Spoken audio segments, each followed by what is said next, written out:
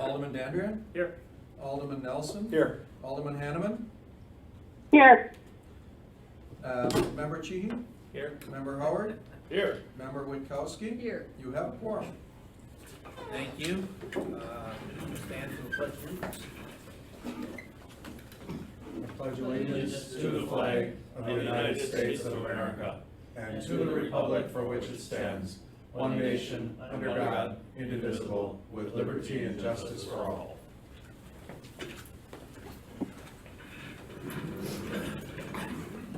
All right, moving ahead, I will go ahead and open the citizens' comment period. Anyone wishing to make a comment to the Finance Committee for today's date?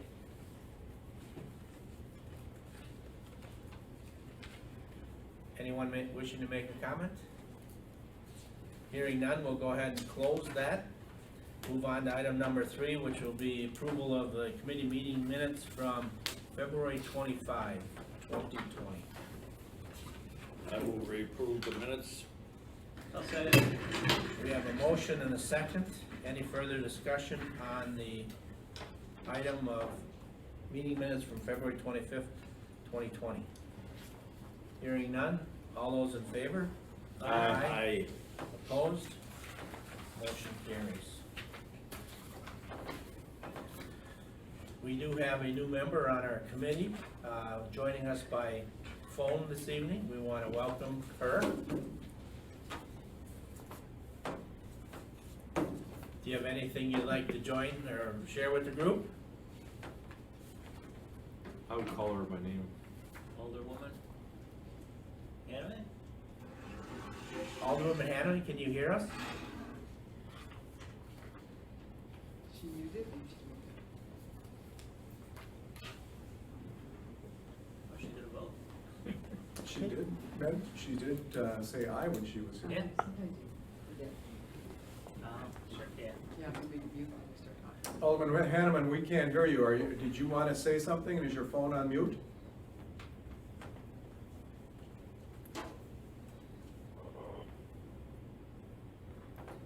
All right, we'll keep on moving down the agenda. Item number 4 is budget amendment, is part of your package, but the chair would like to take the liberty to move that down the order a little bit. We'll cover it later on. We're gonna talk about a number of things on the financial condition of the city, the budgetary numbers, we'll review March activity, and then come back and look at this because I think they'll all kind of fit together. So if that's okay with the membership, I'd like to go on and continue on with item 5, which is a COVID-19 update. Not that any of us have heard any of this in our daily lives at all, but Paul, you want to share with us those updates? So what I provided the committee is the same report that was provided to the Common Council at their most recent meeting, which indicates that the city has spent approximately $110,000 in expenditures through the middle of April. I did take an opportunity today to update those numbers, and through yesterday, the city has now spent $150,000 on COVID costs. 96,000 of that is labor, 37,000 are supplies, and 17,000 on equipment. By my calculations, all the overtime for budgeted staff is eligible for inclusion in a FEMA grant for public assistance, qualifying at 75%. So something about 40,000 of that 150 might be recoverable from the FEMA grant. Staff is still waiting for information from the state on what might be covered by the state of our expenditures. Anybody have any questions related to that? What kind of equipment are we buying? The equipment to date has been, we've bought a series of, I think, about 10 laptops to provide the ability for some staff to work at home. And I believe the city has been investing in equipment to be able to broadcast council and committee meetings to the local populace, since some folks decide not to attend meetings but would like to be able to hear what's going on. And is the overtime all public health, or is it? Anything associated with the election? The overtime has been principally related to fire department for ambulance runs. The city has been this county, I believe, has solicited 4 paramedic units around the county to act as exclusive COVID transports. City of Franklin's, one of our ambulance units has been so designated, and that unit is being staffed not only by Franklin staff, but by paramedics from other communities. But the Franklin staff, I believe, is all working overtime when they are staffing that unit. They cover the whole county, or just, is the house of they are- corrections here, is that a factor? They are covering the entire county. We've had a number of calls. Our unit is the one that is at the station, I believe, in the industrial park. And a number of their calls have been to the north side, up to Brown Deer, et cetera. Because there are only 4 units, so the 911 is dispatching the closest unit, but sometimes the Franklin unit is the closest unit. So it's not under an MOU with the county, it's all emergency management type arrangement? Right. Okay, and the 250,000 that's approved by the council, what funding is it in anticipation of funding, or is it existing funding that you? This was a contingency appropriation in the 2020 general fund. Okay, so it's contingency this. And so we did not expect to have to use those funds, but that's what they've appropriated for this purpose. Okay, thank you. Any other discussions? Otherwise, there's no action I think needed here, but obviously this is gonna continue to move and migrate as we move forward. I have one question. Regarding the FEMA reimbursement grant, does that cover equipment and labor? Is it like all, is it separate on that? The FEMA grant, I didn't bring my files on it, but the FEMA grant covers cleaning costs, it covers training costs, and there's one other item, but it does not cover equipment, it does not cover staff time that was budgeted. It does cover overtime for budgeted staff and for any additional staff that the city might hire related to COVID-19. Thank you. Oh, Yes. could you elaborate a little bit on the HOC that Linda mentioned briefly? I don't want people to get the wrong impression. Yes, because it's in Franklin, we have to provide assistance, but we are also looking at, hopefully we'll keep our fingers crossed to get some accounting transfer back to us, so reimbursement. Okay. Hoping. Hoping. I mean, under the COVID situation, not as an ongoing situation, or, I mean, ongoing? What do you Because- mean ongoing? Well, the House of Corrections is always here, and we always end up Oh, providing. under these special circumstances, it would be this COVID scenario right now. Okay, so it's really Okay. a special scenario. And the population at the House of Corrections does count towards Franklin's population total. Okay. I know it's tied to the school district stats also, Right. so Yeah. you can't just ignore them. No. They don't vote. In my area. You're lucky. Yeah, that's right. All right, any other questions? We will continue, I'm sure, to hear more and more as we move forward. Moving on, item number 6, financial statements for the period ending March 2020. Paul, do you want to give us an overview? Sure. The first schedule we give you is cash and investments so that the committee can see the financial resources of the city, where those funds are invested, and then the maturity schedules at the bottom of that schedule. The city currently has a little over $51 million of cash on hand at the end of March. 17 million of that is in the general fund. The 51 million of cash on hand is down $6 million from the prior month.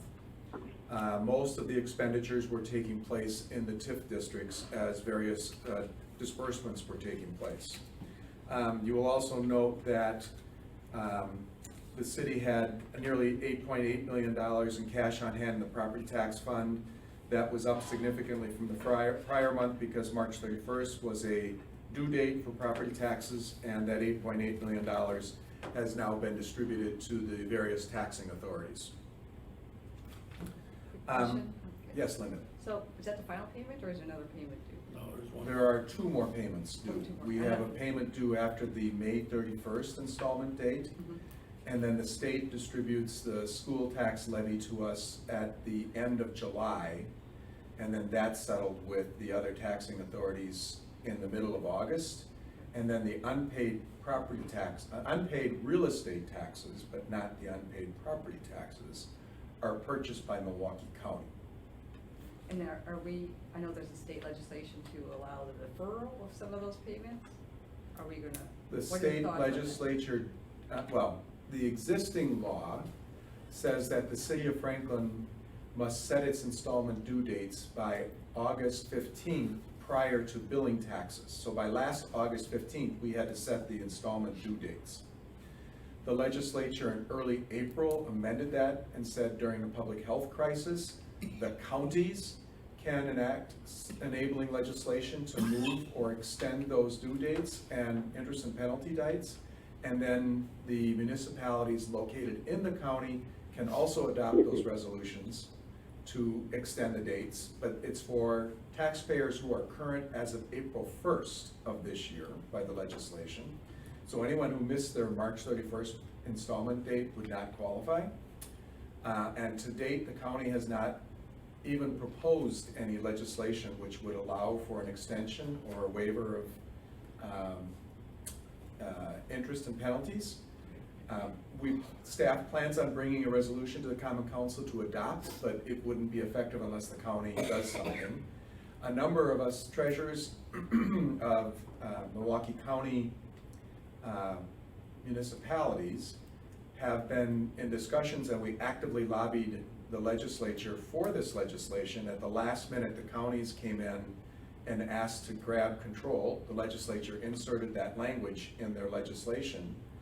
And now there's been some discussion between Dave Cullen, the county treasurer, and several of us city treasurers trying to get the county board to get something on their agenda to do so. But we have a May 31st due date. Several cities have June 30th final payment dates. We don't know whether or not the county board is going to entertain or enact anything at this point. But you're pursuing it. Pardon me? You're pursuing it. We are pursuing it. And I've received some support from the mayor in that regard. We haven't taken it up with the council yet, because we would have to adopt an ordinance or a resolution to do that. But nothing's moved forward yet because we don't have the ability without the county taking action. Have any taxpayers requested deferral? Numerous taxpayers. I've gotten numerous sob stories from people who have been laid off, can't make their payments, and they're asking for relief, and we just don't have the ability to do that at this time. Thank you. Nothing particularly of interest is happening in the general fund. We're through the first quarter. I didn't notice anything of any real significance there. My first account that had some issues was on page 11. There you see the Conservation and Development, which is the Planning Department, the Economic Development Department. All of those departments are running pretty significantly over budget, but I believe the reason is the amendments to the budget haven't been factored into the year-to-date budgets, and that's the principal reason why they're showing to be over. When we make those updates to the system, I think they'll come back in line. Just a question on page 8. Sure. Mine, under the public charges for services, the ambulance revenue is a little. The fire chief has indicated that regular ambulance calls in the city are down significantly. The COVID-19 calls got to a particular level and have stayed at that level. We also are experiencing some billing delays with the billing company. But most of the decline here in revenues, which if you net the two, the 150 down and the 90 up, nets to about $50,000 down. That's primarily due to the fact that there's fewer regular ambulance runs that are taking place right now.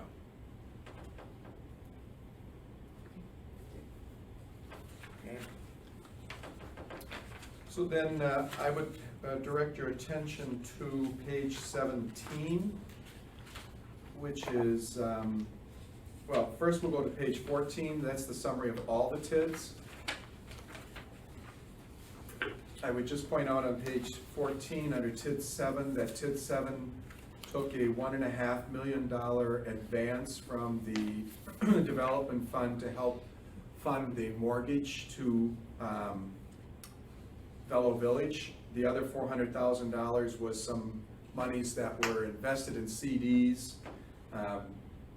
We ended up needing the money, so we borrowed it from another fund. When that CD matures in early May, we'll pay that $400,000 off. Paul, Just, Yes, John? I thought you were gonna put some better descriptors on these. I did in the CAFR document, I didn't here, but I'll make a note to update this document.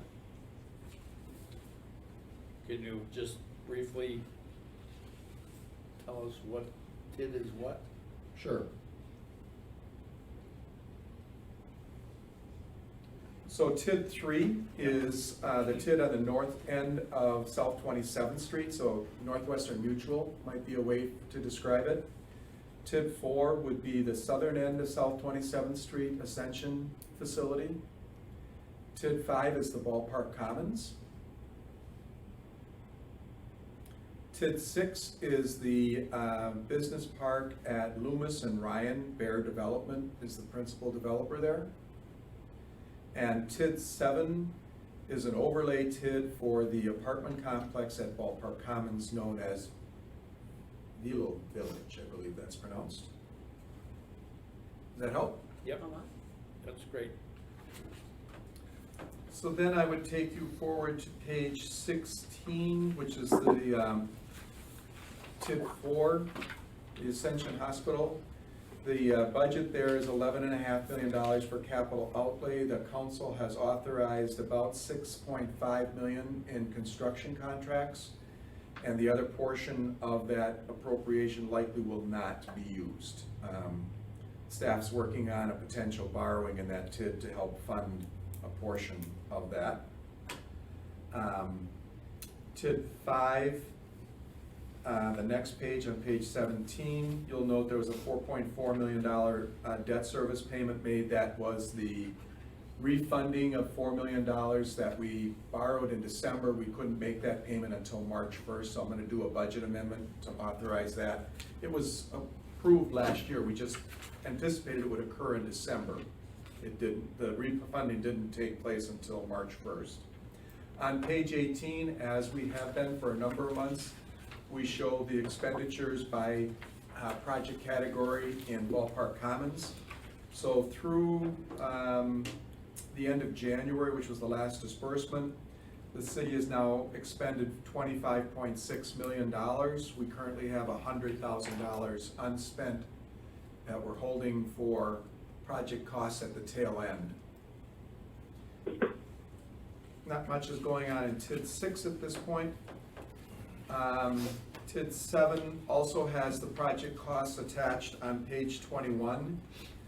There, the project expenditures have totaled $1.8 million through the end of February or March, and the city's holding $155,000. So between the two, there's about $250,000 for project costs at the Ballpark Commons project. Then I would bring your attention to page 23, the Tourism Commission. And I would just highlight that there's a $210,000 expected room tax revenue. The city has already received a call from one of the major hotels in town saying they will be unable to make their first quarterly payment, even though they collected the tax and theoretically they have it on hand. They've used those funds for other purposes and they can't remit the $25,000 they owe us. So I'm expecting that hotel taxes will be down significantly this year. It really, I think, depends on how quickly the state opens back up and people begin to move around and start occupying hotel rooms again. But the Tourism Commission will be the fund that will take the bulk of the shortage in hotel taxes for the year. The general fund will get its allocation before the Tourism Commission gets theirs. How did we get negative revenue there? Negative, well, we showed $25,000 worth of, for the, we accrued for some fourth quarter revenue, and the actual amount was $2,000 less than what we accrued.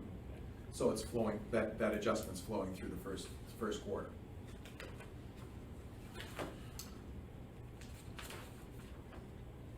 If you guys have questions on things, please stop me. We're gonna come back on page 28, but I guess this is a good place to talk about it.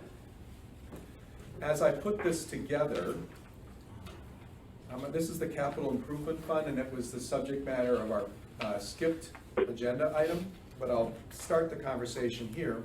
If you look at the original budget, it suggested that the fund was going to have an $800,000 deficit for the year. Essentially, we were spending money that wasn't spent last year, but that the fund would end the year 2020 on the original budget with just under a $200,000 fund balance.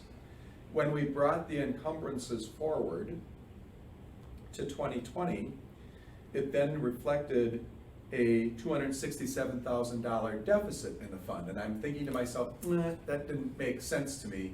So when we go back to the agenda item, we're gonna talk about how the 2020 budget needs to be modified for a number of things that are happening.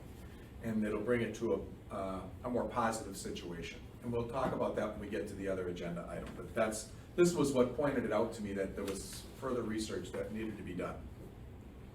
On page 29 is the development fund, and here you see the $1.9 million advance out of this fund, which went over to TID 7 that we talked about earlier. So up in the top where you see due from TID 7, that's where that is. And under the impact fees, you'll note that we had planned $804,000 worth of new park impact fees this year. To date, we've already received $90,000 after the first quarter, and we don't get a lot of building permits in the first quarter, so we're off to a pretty fast start on that fund. And you'll note that we have $8.5 million worth of impact fees on hand. The next page tells you which impact fee we have. The two principal ones are $5.1 million in parks and $2.6 million in water. All of the other funds make up the balance. All of the other impact fees make up the balance of that $8.5 million. The number of month calculation there, Paul, is that it's a numerical, but is that at our current, what's that based off of, our current spend rate, or? I believe it's an average of all of the year's collections. And we try to take those total amounts collected, divide it by the 12 months per year, and try and calculate. So we are working on a holding period of 13 years for the park impact fees, which is the statutorial longest period you can have. We're working on an extension, and that extension expires, I believe, in sometime next year. So we have, otherwise we'll end up having to get back to, I believe, an 8-year holding period. Or we'll just call it a much shorter holding period. But that has been revised in the latest council action, correct? Those fee levels going forward? The collection rates are lower today than they were prior to the most recent impact fee adjustment. I think they went down something like 40%. And we didn't impact yet the water or sewer fee. We don't expect any changes in the sewer fee, and engineering is working on the new infrastructure in the water side, so that might be several months before we see that. Not a lot going on, other than in the water department. After the statements were put together, we noted that there was a $200,000 billing error in the water department. A couple of meters were miscalibrated, and 2 of our larger water users were overcharged for water in the first quarter, and billing corrections are going out imminently if they haven't already. In the self-insurance fund on page 39, you'll note that our experience level, we're showing a $161,000 surplus in the first quarter, and that compares to a $70,000 deficit last year. As we've had conversations with the health insurance broker, they're telling us that across the board, health insurers are seeing a reduced level of regular health claims as people are deferring going to the doctor, going to the hospital. Apparently people are afraid to go to the emergency room, and many healthcare providers are closing their offices and people can't get there.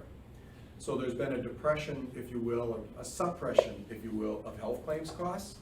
And we shouldn't get too excited, because when things open back up, it's likely people will go back and seek those services, and we'll see those claims come in. The same thing is true and happening in our retiree fund. We're seeing a favorable experience. Just a minute, John. We're seeing favorable experience on the retiree side, but I would expect that to reverse. John? Total premiums went up $300,000 last Right, year. yeah, numbers the same, number of people. What's going on there? You know, I saw that myself this morning, and all I can tell you is that the current year premiums are close to what we budgeted. Why that is, I'm not sure, and I have to do a little more research as to why, because I just don't have a good explanation for you. Well, that's Yeah. a chunk. I know, I don't know Like the another reason month. why. So, I will try and get an answer for next month.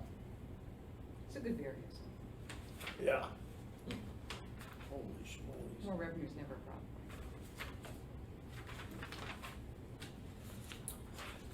I will point out though, when you get to the retiree fund, if you look at the third line in the top, investments and equities, a year ago, we were at $3.7 million, and at the end of March, we were at $3.3 million.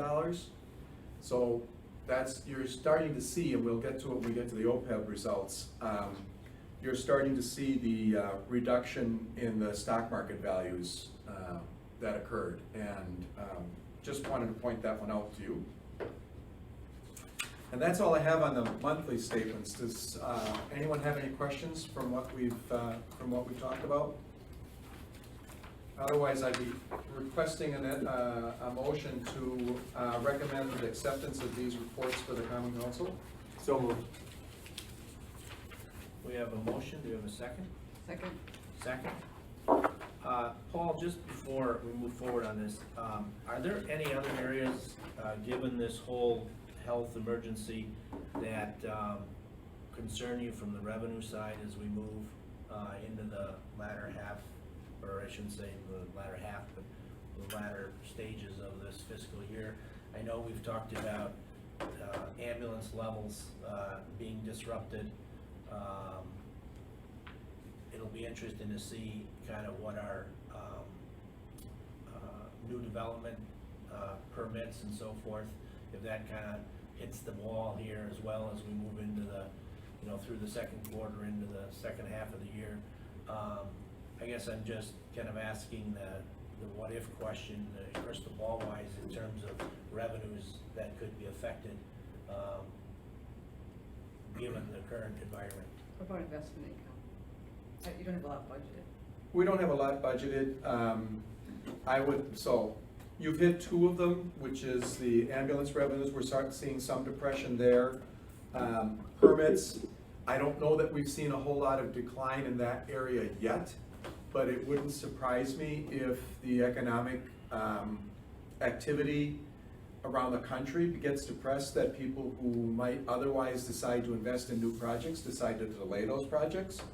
To date, we're not hearing any of that, but I think it might be early on that particular realm.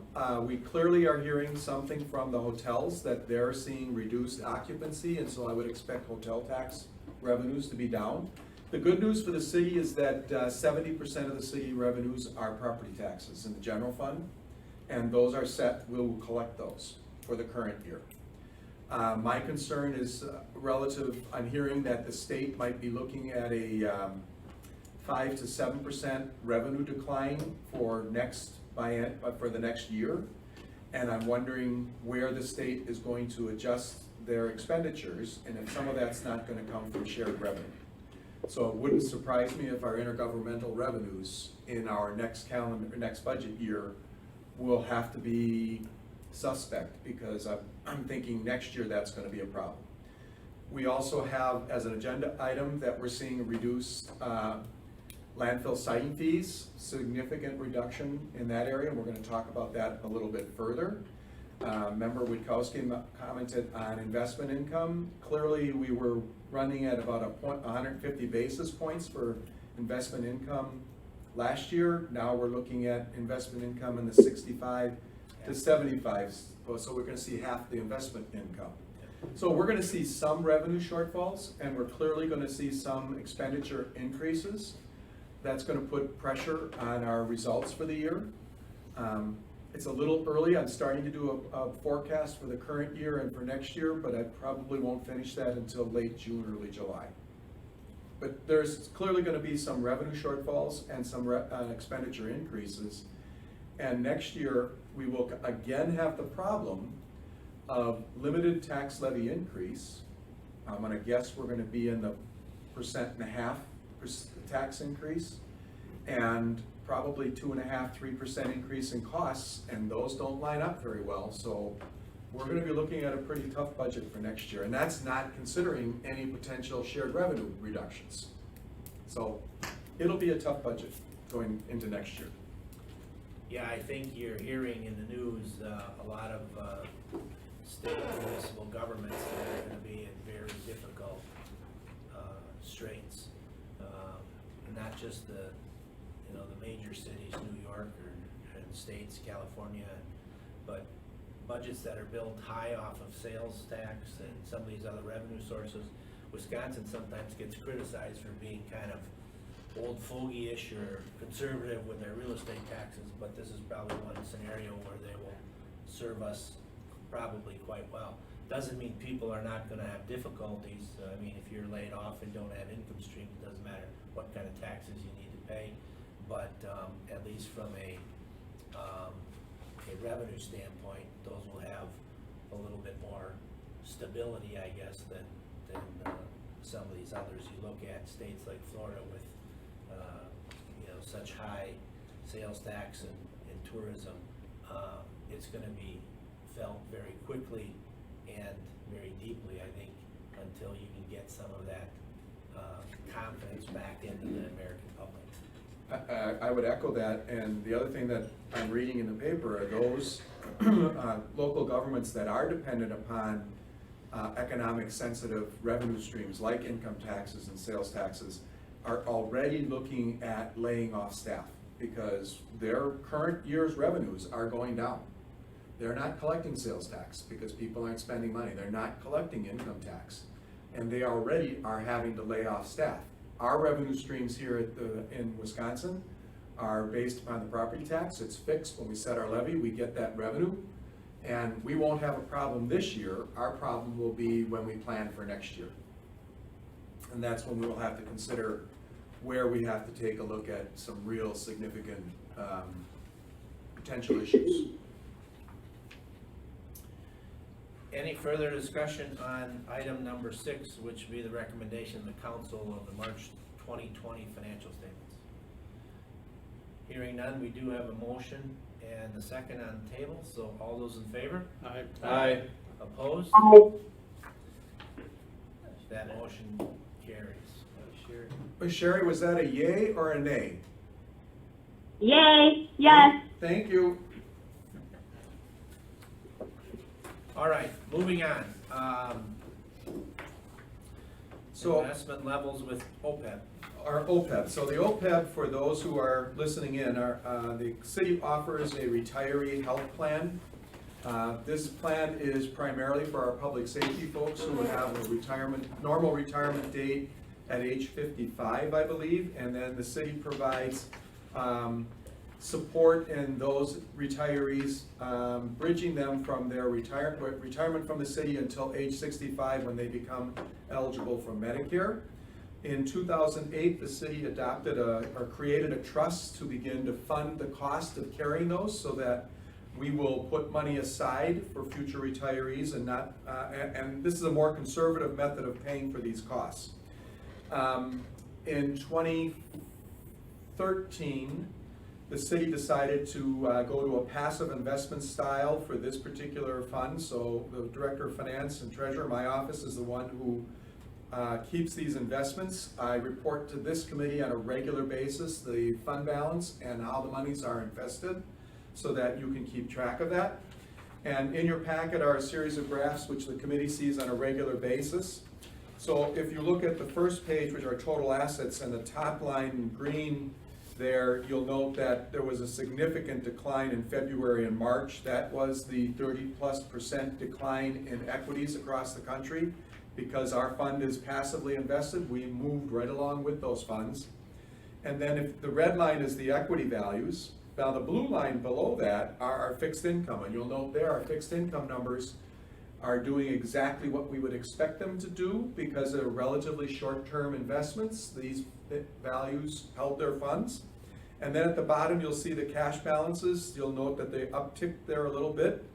In early April, I decided that, in my opinion, the equity markets are going to again test those lows, and I sold off about 10% of the S&P 500 fund and converted it back to cash. I expect when the second quarter financial results start coming in from the companies that the investment community is going to view that very negatively. We're now seeing 14% plus unemployment across the country.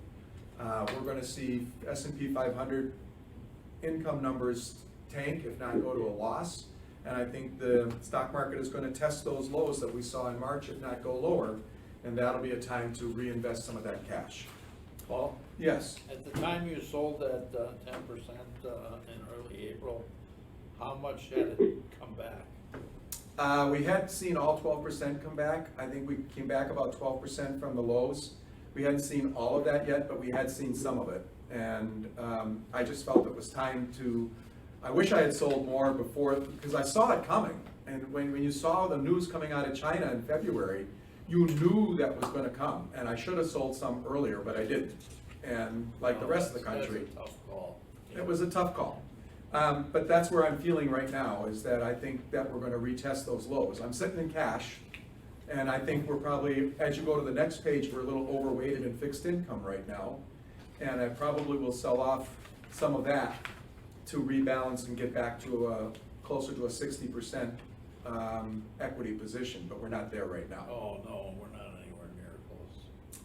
So we're not, I don't think we've seen the lows in the market yet, so it's I too don't early think so either. to reinvest. Right, I agree.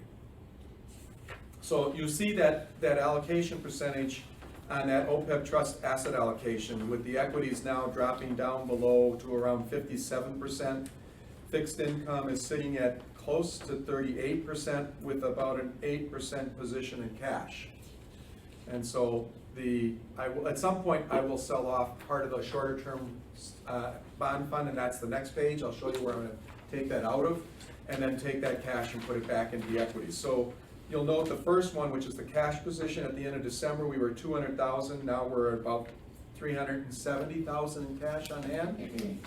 So that's that sell-off of the equities that I did. The other positions are pretty stable, except you'll see that I extended the ladder out to 2026, which is about a 6-year bond ladder. The next page shows you the S&P 500. In late January, we were at about 2.9 million on that value. Now we're at 2.250. So that's that huge sell-off in the equity markets. And on the next page, in the other types of equities, you see those same sell-offs on the right-hand side of that graph. These graphs are nice for you because you get to see performance since January of 2014. So you've got 6 years worth of activity in these accounts on all of these graphs, and you can kind of see what's going on. And there's a story behind almost every one of those spikes up and down that are going on. You'll also note when you get to the final page that the S&P 500, which is the heavy purple line that goes across, that's the right side scale. We're up around 66, 67% invested there, and the others I've been labeling back. The light green line at the bottom, small cap stocks have been hammered in the US marketplace, just hammered.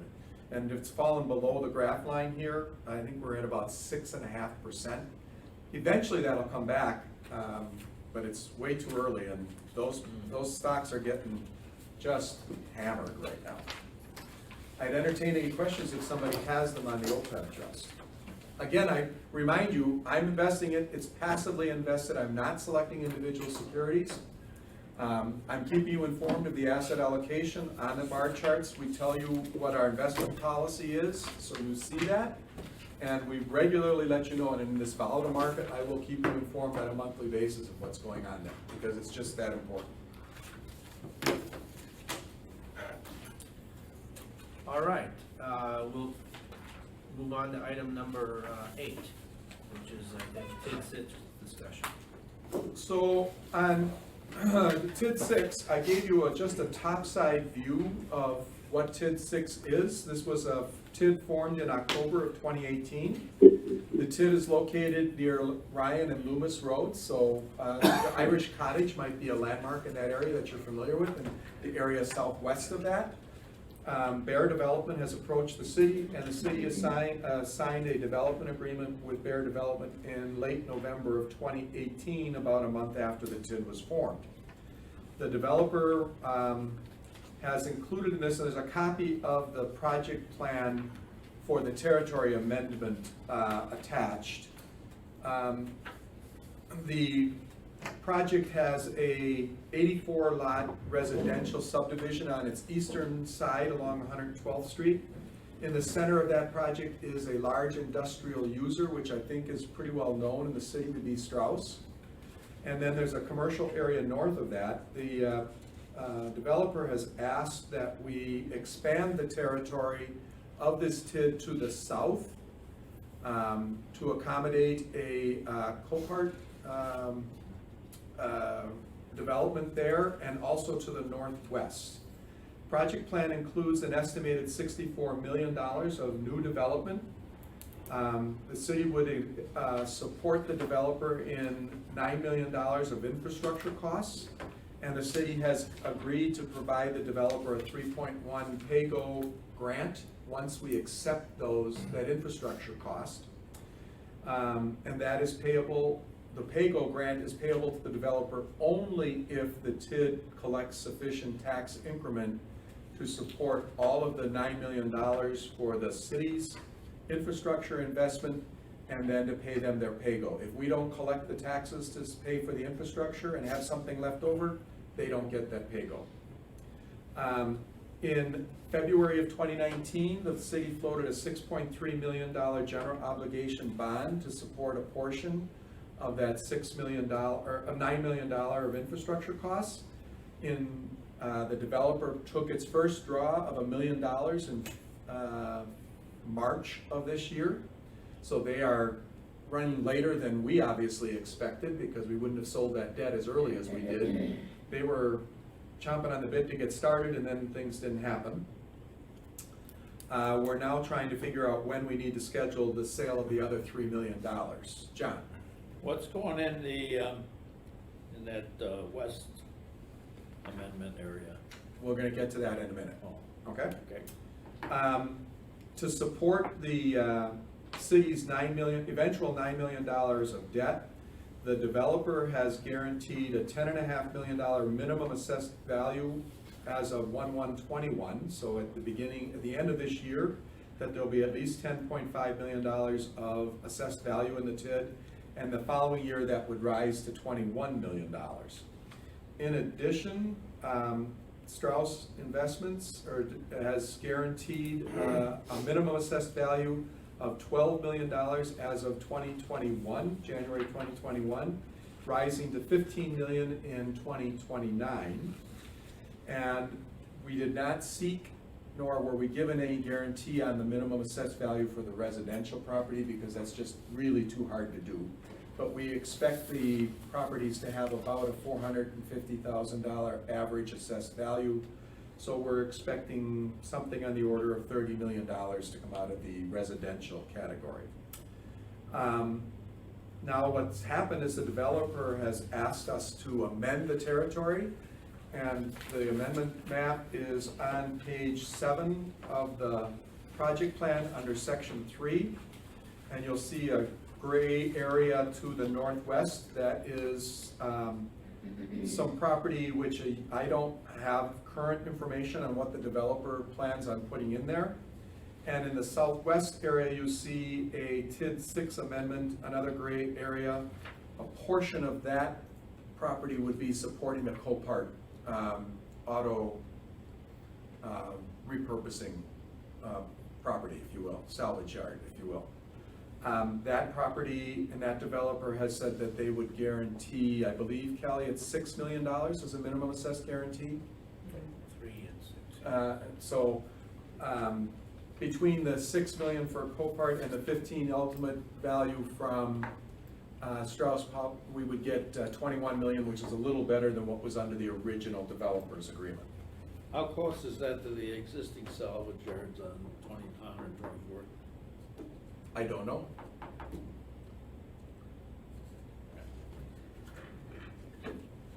I'm not even sure, where is the, Let's clarify the definition that you used of salvage yard. Copart is not a salvage yard, Okay, okay? It will not be selling parts of vehicles. It is a auction of damaged vehicles that are beyond repair, and they're sold in its entirety. okay. Okay. In regards to its proximity, it's probably a mile and a half. This is John's area. so- I would say, to answer that first part of that question, it's probably, I'd say 2 miles or so. You're talking like Shill's Junkyard Yeah, on 45 Yeah. to there. Yeah, Yes, I would say 2-ish. okay. You know, it is close, and in size, much larger. So there's a whole myriad of concerns with that in itself. Shills is larger? Negative. Oh, the other. Copart's proposed area is larger. How long would they be storing the vehicles before they would be sold? Well, now this is information off of their website and talking with their developer a little bit. 30 to 60 day turn, but I have numerous concerns in addition to that. If you go on their website, the things I talk about are on their website. So they do have a salvage portion to each Copart property. So yes, they do have vehicles that are done, but they also have a salvage operation. So they do have a junkyard. Okay, that's per them. So, you know, they do have parts of that that are very concerning. You know, what is best use for this is a big chunk of land. And, you know, the total is gonna be just under 40 or just over 40 acres if everything goes through. I think I did a calculation on that, the $6 million minimum assessed guarantee based upon the acreage involved would come to about $140,000 an acre, which is considerably less than the $450,000 an acre, or probably the $1 million an acre that we're getting at the residential category. Yes, I guess if now, are we going to jump into discussion about this TID 6, because I kind of want to.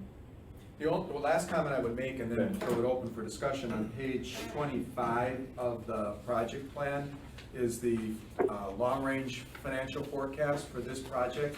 And this project will pay the city out, but it's due will also pay out the developer their $3.1 million and some interest on that cost, and allow the TID to close about 2 to 3 years before its scheduled retirement date. So it does certainly cash flow with the proposed, with this particular plan, if everything happens according to the plan.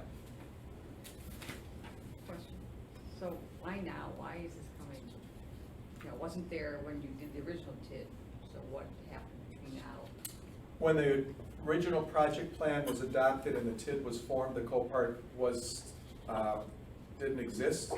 And that, the developer has now been able to secure some arrangements and agreements with Copart to come to this site. And this, Copart has offered the city the $6 million minimum assessed guarantee. And so they're asking to have it brought in to assist in the financial support for the TID. Now that's just this end of the. It's on the south end, yes. What about the other end? Why, are they connected, or is there different reasons? I am unaware of what the developer has planned for that territory addition on the north side. At one time, before the TID was formed, that property, I believe, was rezoned to R8 multifamily, but the council said they didn't want to support any multifamily with TID support in that area, but it's currently zoned, I believe, multifamily. Mark, could I just help Paul? That is correct. What Paul has said is true. That was going to be future multi-tenanted buildings that we felt we did not want to include in this TID. And so they took it out of all calculations. They recently came to us in plan a couple meetings ago and asked that this be included in the TID. Because if they need assistance from the TID, it's already expanded where we don't have to come back to it. And so it's timing, and it makes it a little bit easier to just have that also part of the whole development. Now, May I ask a question? Sure, go ahead. I'm wondering on that southwest portion of the amendment that would be intended for Copart, I'd like to confirm the acreage of that piece of the addition and how much of that Copart looks to use up. My notes, Kelly, was that's about 27 acres for Copart? From our Before- conversation the other day? Yeah, before the 10 acres, it'll be somewhere between 35 and 40. They haven't finalized their site plan.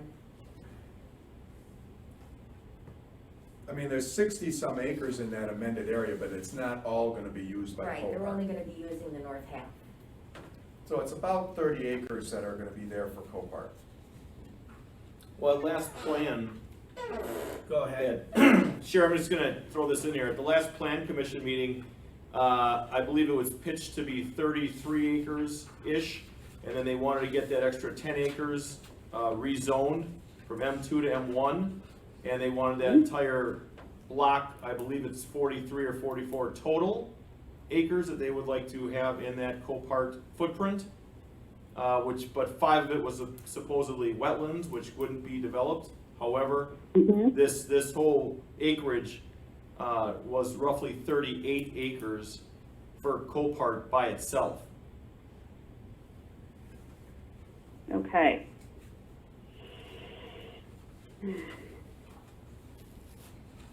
Did you want to provide some other detail, John? Well, I think the Alderwoman has the floor still. Oh, I'm thinking.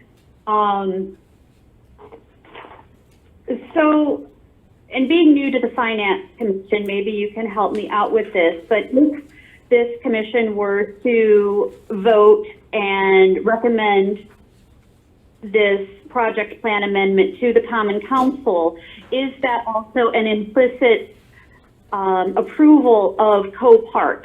So it's a kind of, I guess, part and parcel to the whole TID, that if we approve the TID, we approve the development within it.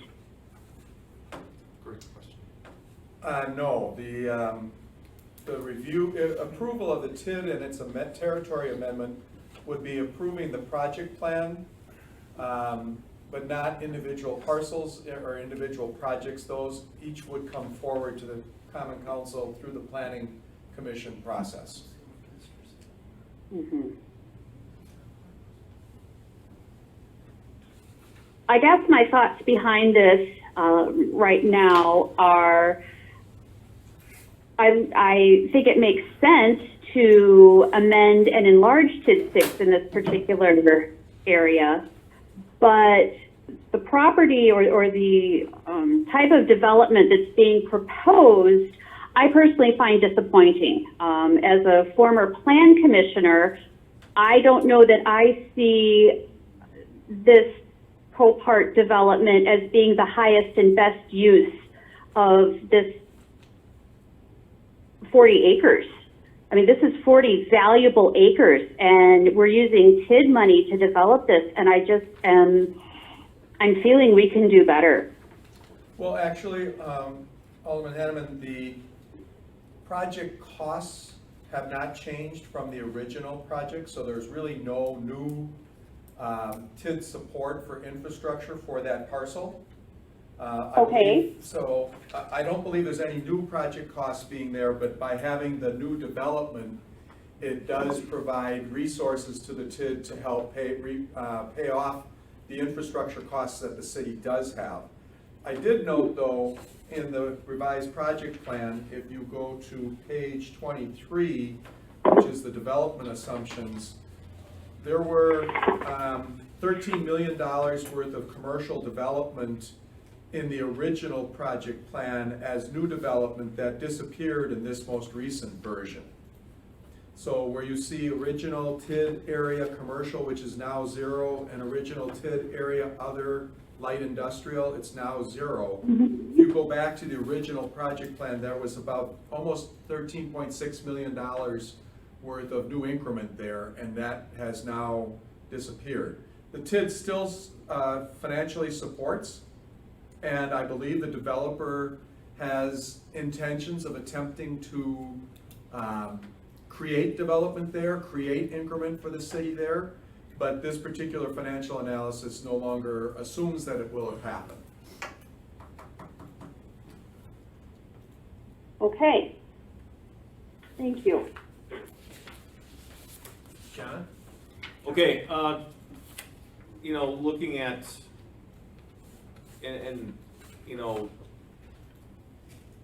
from the original meetings of where this, how this whole project was set up, to look at a wonderful term that was used unfortunately earlier by Paul, said not much going on. There isn't.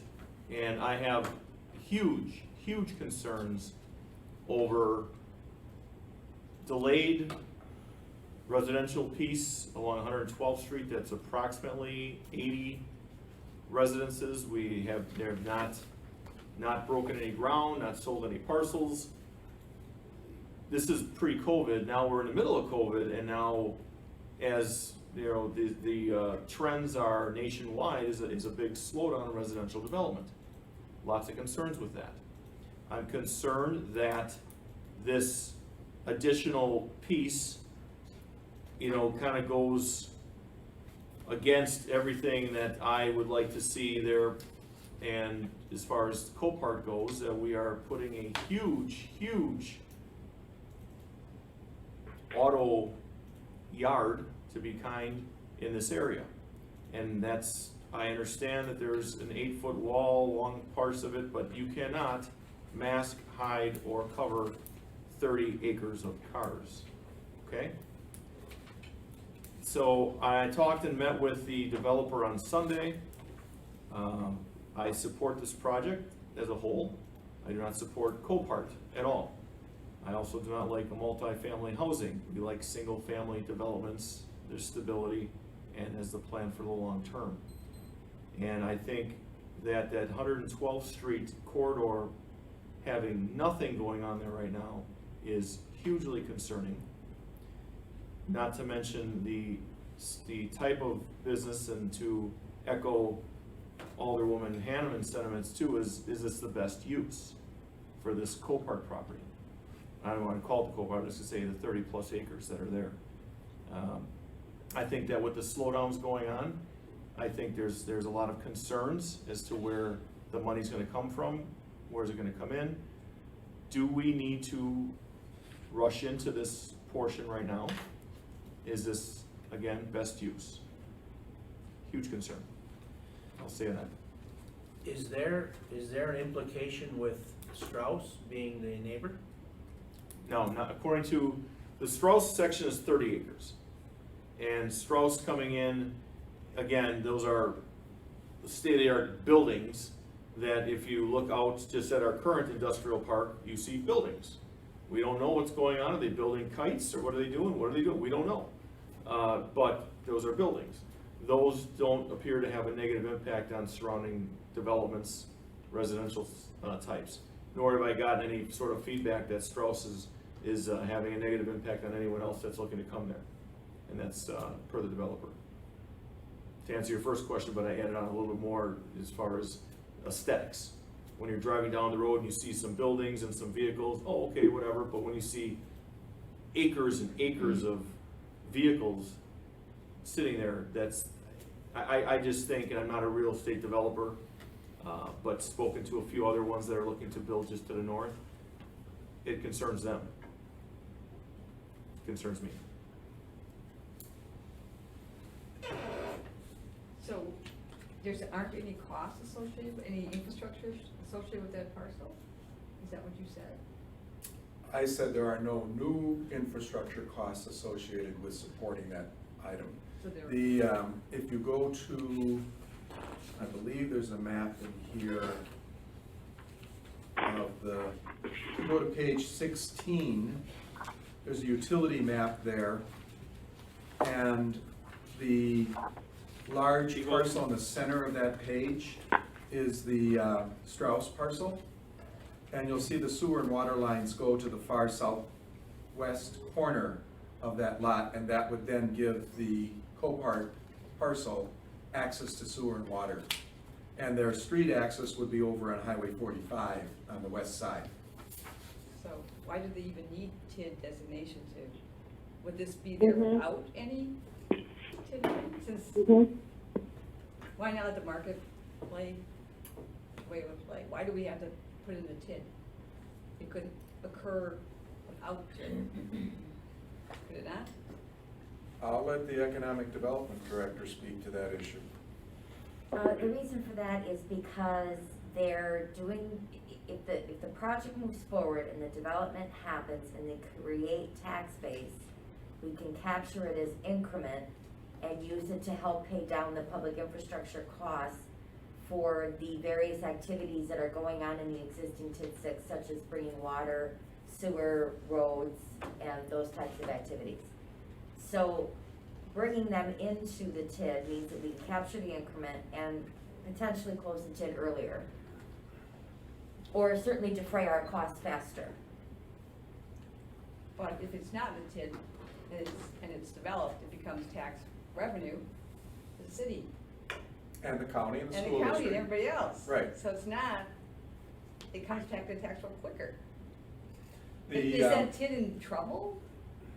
well, the TID, Six? Do they need this increment in order to make the numbers work?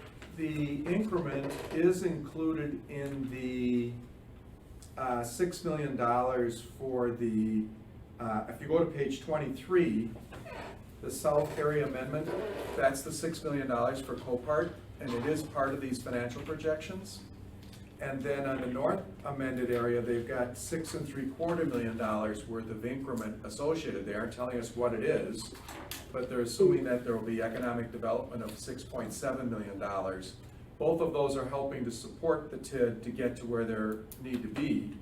I'll point out though again, that essentially replaces the 13 million that fell out from the other commercial area from the original projections.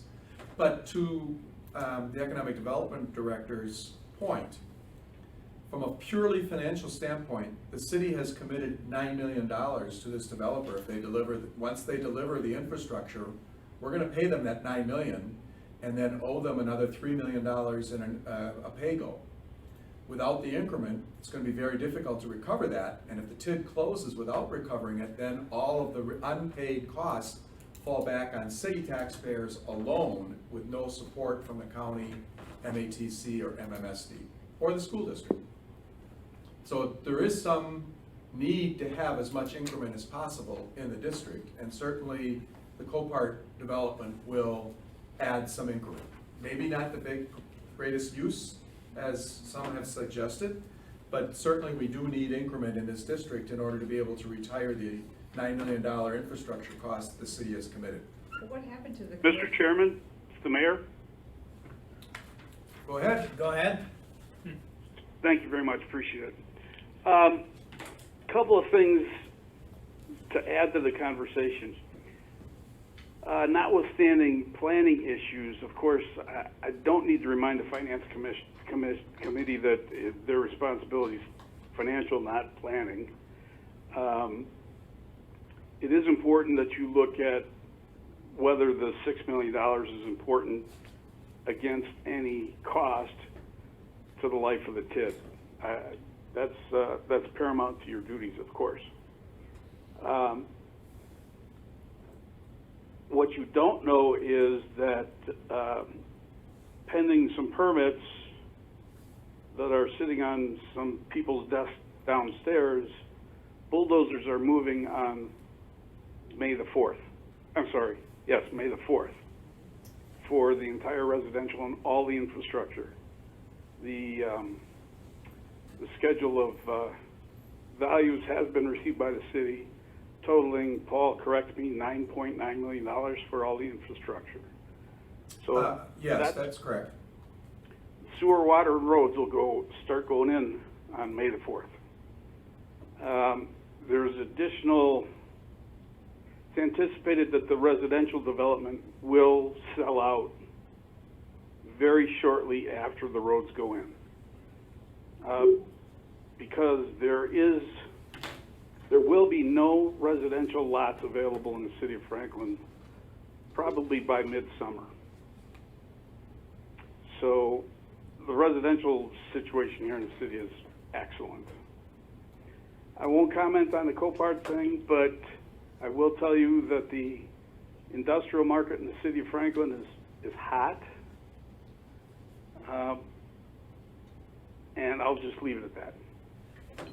I'll accentuate something the mayor mentioned about, and taking off on something Alderman Nelson commented on. Again, staying on page 23, the financial projections for the residential, you'll see start from construction in 2020, but don't finish building out until 2026.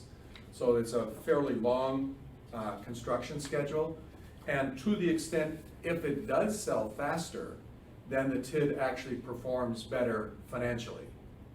And should the original commercial areas that were developed actually develop, that would add additional increment to this district, allowing the district to close earlier, which is to the benefit of all the taxing authorities to get that tax base freed up to support regular operations.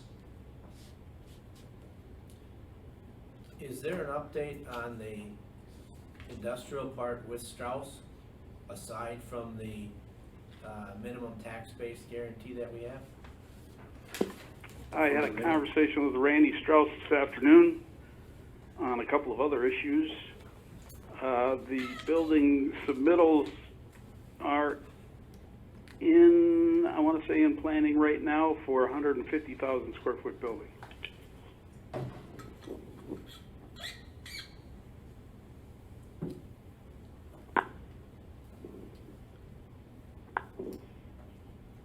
Is there any motion associated with this item? Well, I was gonna ask if there's any further commentary or discussion. I guess, what happened to what dropped off? The commercial, the industrial?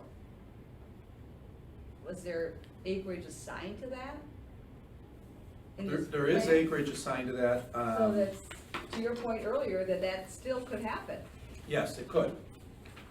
And I would expect if you talk to the developer, he in fact would say it would develop. But if you go to page 16, which is that original, which is the map,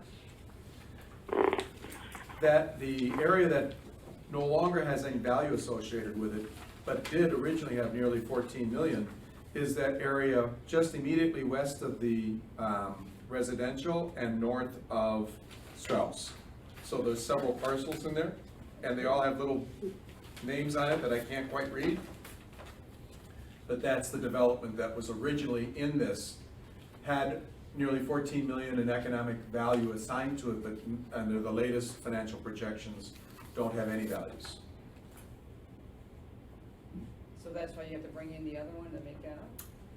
That That's what appears it's to be like. what the developer That's- has done.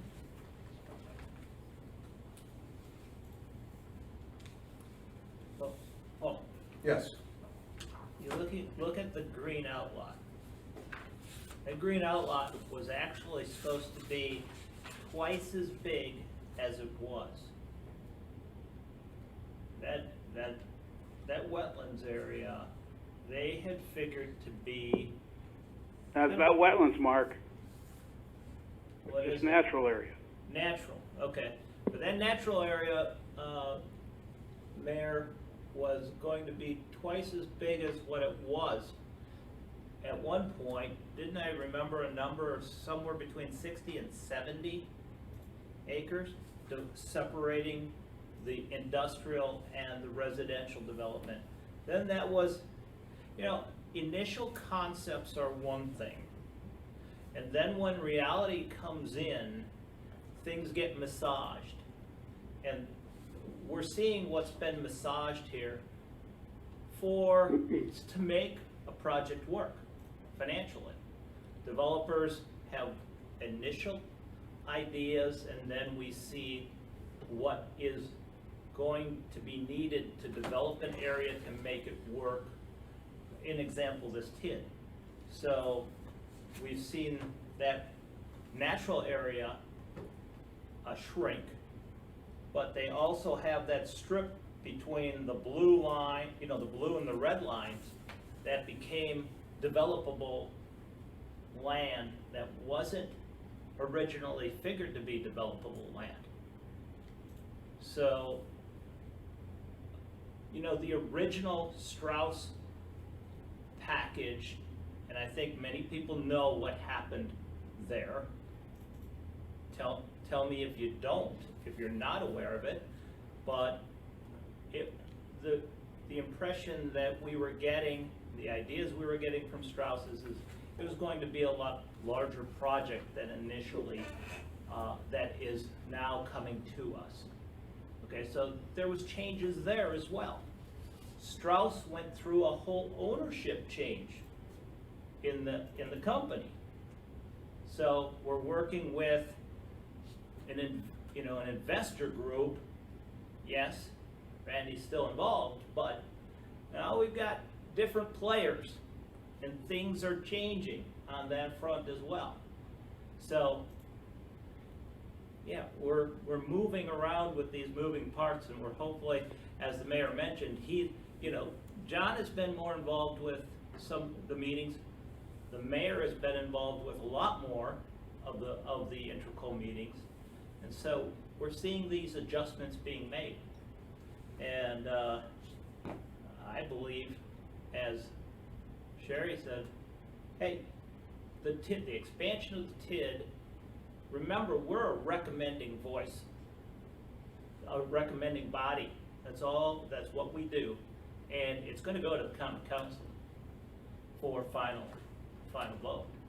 So, but that's what I know of this project. And it's the truthful knowledge of the project. Member Witkowski, you've raised the question a couple times about the values that fell out. I think part of what's happening here is the developer is saying, we know, or he believes from agreements that he has with Copart, that is in fact a development that is coming or could come to this project. Whereas the other commercial projects that we pointed out, they're further down the road in the future, and they are not as certain, so they've come out of the financial projections. And even if without them in here, this TID works. If they come in, the TID works that much faster. So from a financial standpoint, this is a conservative presentation. It's a longer run on when the residents come on board. It's only putting in development that they believe is in fact coming, and it's taken out the development which is further down the road, and it still works. So from a standpoint of protecting the taxpayers of the city, this financial plan says that it does work. Mr. Chairman, Yes, Mr. Mayor, go ahead. it came to a point about 2 months ago where it was, we need to modify this TID to accommodate the Copart development, which was approved at the Common Council level for the additional 30 acres, which is M1, which the Copart could build on tomorrow. So once that happened, the developer and I had a frank conversation. I said, enough of this. We need to reevaluate the numbers because we're now 2 years past where we started. And I need to go to the Common Council and the Finance Committee with the accurate numbers of where we're at and the projections, where the revenue is and where the expenses are. And we need to reevaluate the financials. And no sales stuff here. You know, you got two salesmen sitting across from each other, right? Interesting conversations happen when that happens. I said, none of that. I want to know what's real, what you got signed contracts and letters of intent for, and that's what we do our projections on. No pie in the sky, because we went through the Strauss deal. So that's what you have in front of you. You have real, not projections. And that's really what I want the Finance Committee to take a look at. This is what's real. This is not what's planned. So that's the bottom line. All right, thank you. May I interject and ask a question? Go ahead, Alderman. Because on my paperwork, the request for Finance Committee action states that we have $9 million of infrastructure costs. But now I just heard we're actually at, for all intents and purposes, $10 million of infrastructure costs. 9.9, is that not what was quoted earlier? So the infrastructure costs are listed on page 18. And the format of this document is different than what was on the original plan. But you will see that the infrastructure costs, 8.3 million at the bottom, various costs up above. The city has made a commitment through the developer's agreement to provide the developer up to a maximum of $9 million. The developer has said it's going to cost more than that. Anything over $9 million is paid for by the developer out of their pocket. And then there's an incentive of $3.1 million to the developer when they deliver and dedicate the infrastructure back to the city. And that's all represented on the final cash flow document at the back end of this document. So the city originally committed $9 million. It's going to cost the developer more than that to put it all in, but the city will only contribute a maximum of $9 million towards that project, those project costs. Okay.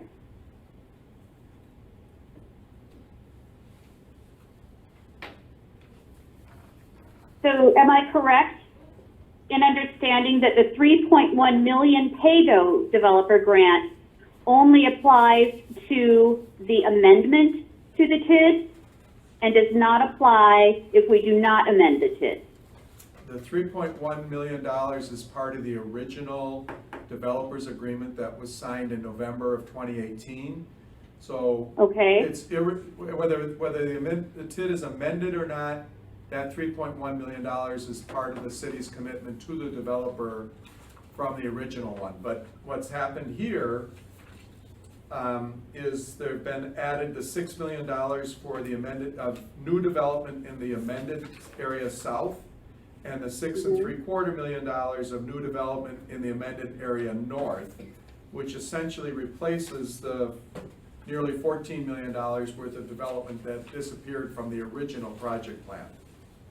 So we're about even on total increment that was to be created by this TID. It's just in a different area and now includes development on the expanded amended territory.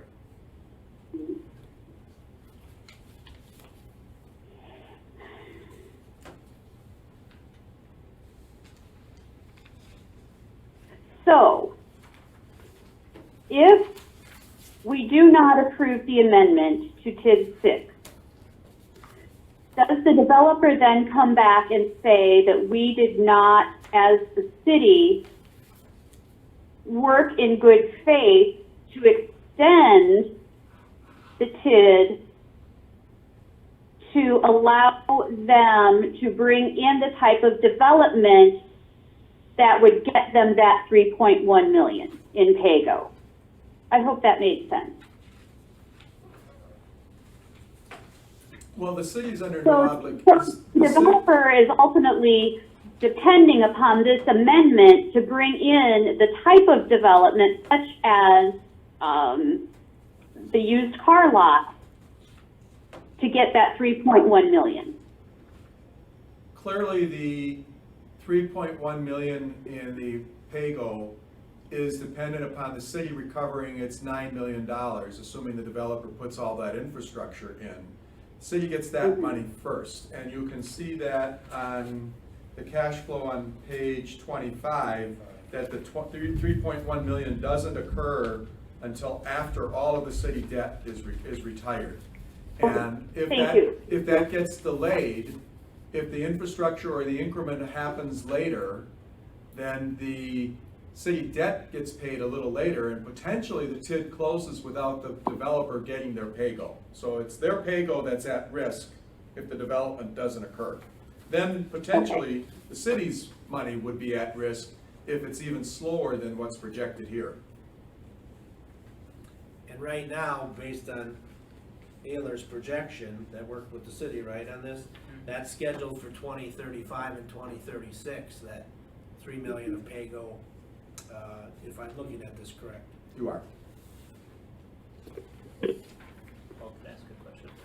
Yes, Or go ahead, is Mark. Ms. Hanneman Is- done? Is the Alderwoman done? I don't know, is the woman done? I yield, thank you. Okay.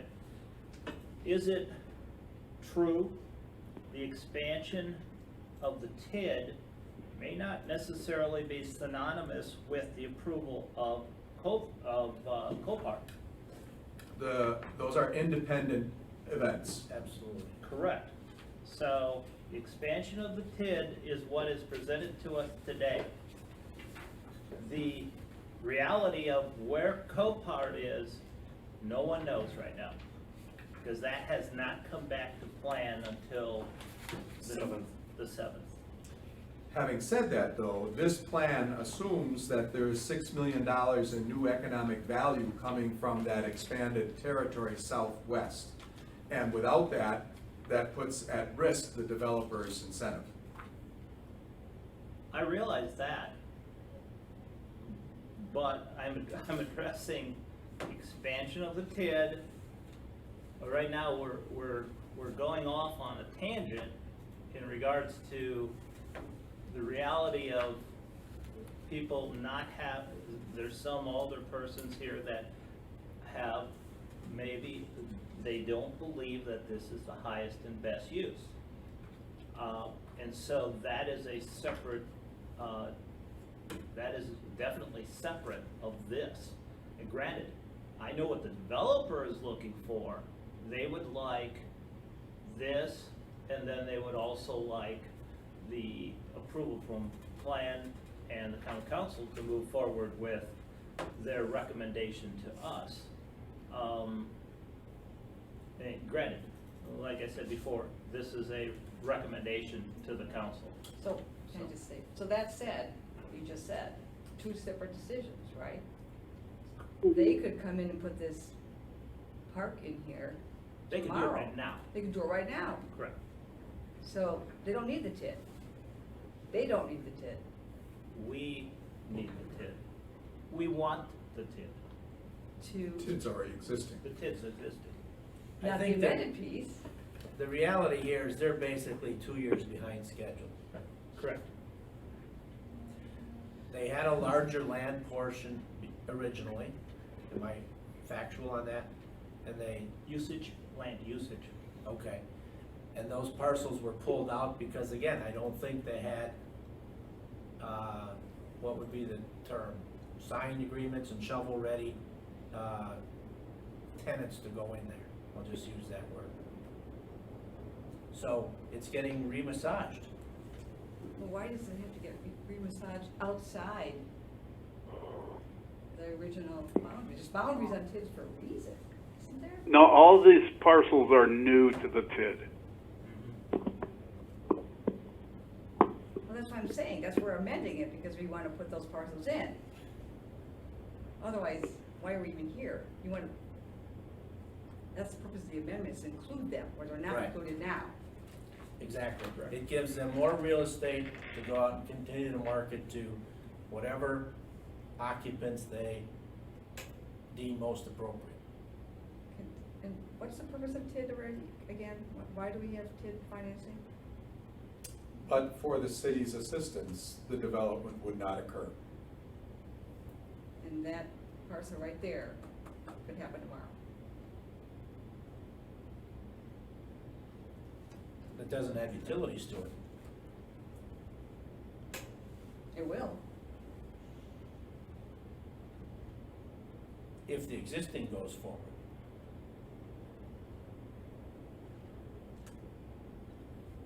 We haven't said it's not going forward, right?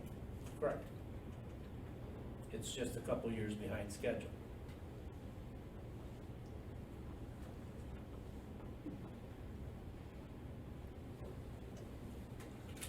As I understand this, what we have in front of us is exactly, I think, as Mark articulated.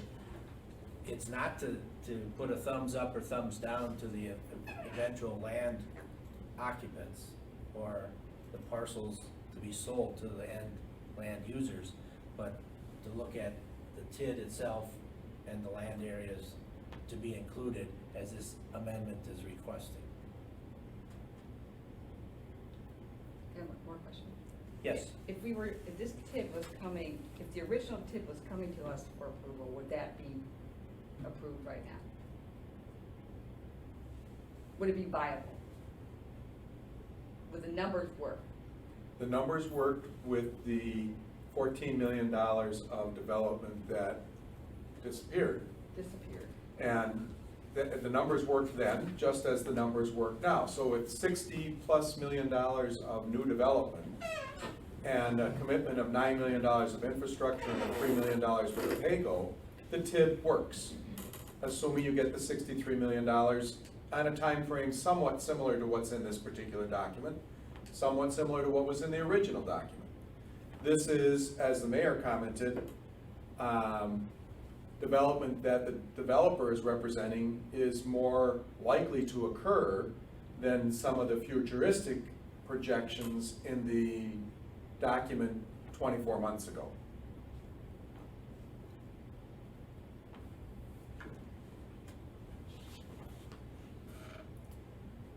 Does that answer your question? You don't need to add it to it. You don't need to amend the TID. That's what I'm concluding, if you're asking. Mark, go ahead. Just one more additional comment. Let's talk about this two years ago. They came to us with a conception. 2 years ago, they asked us all that they may have something that they may need to expand the original footprint of the TID. Okay, it didn't go anywhere, and then all of a sudden now, in the last 6 months plus, this project, this development came to us. This development, this idea or this expansion of the TID came to us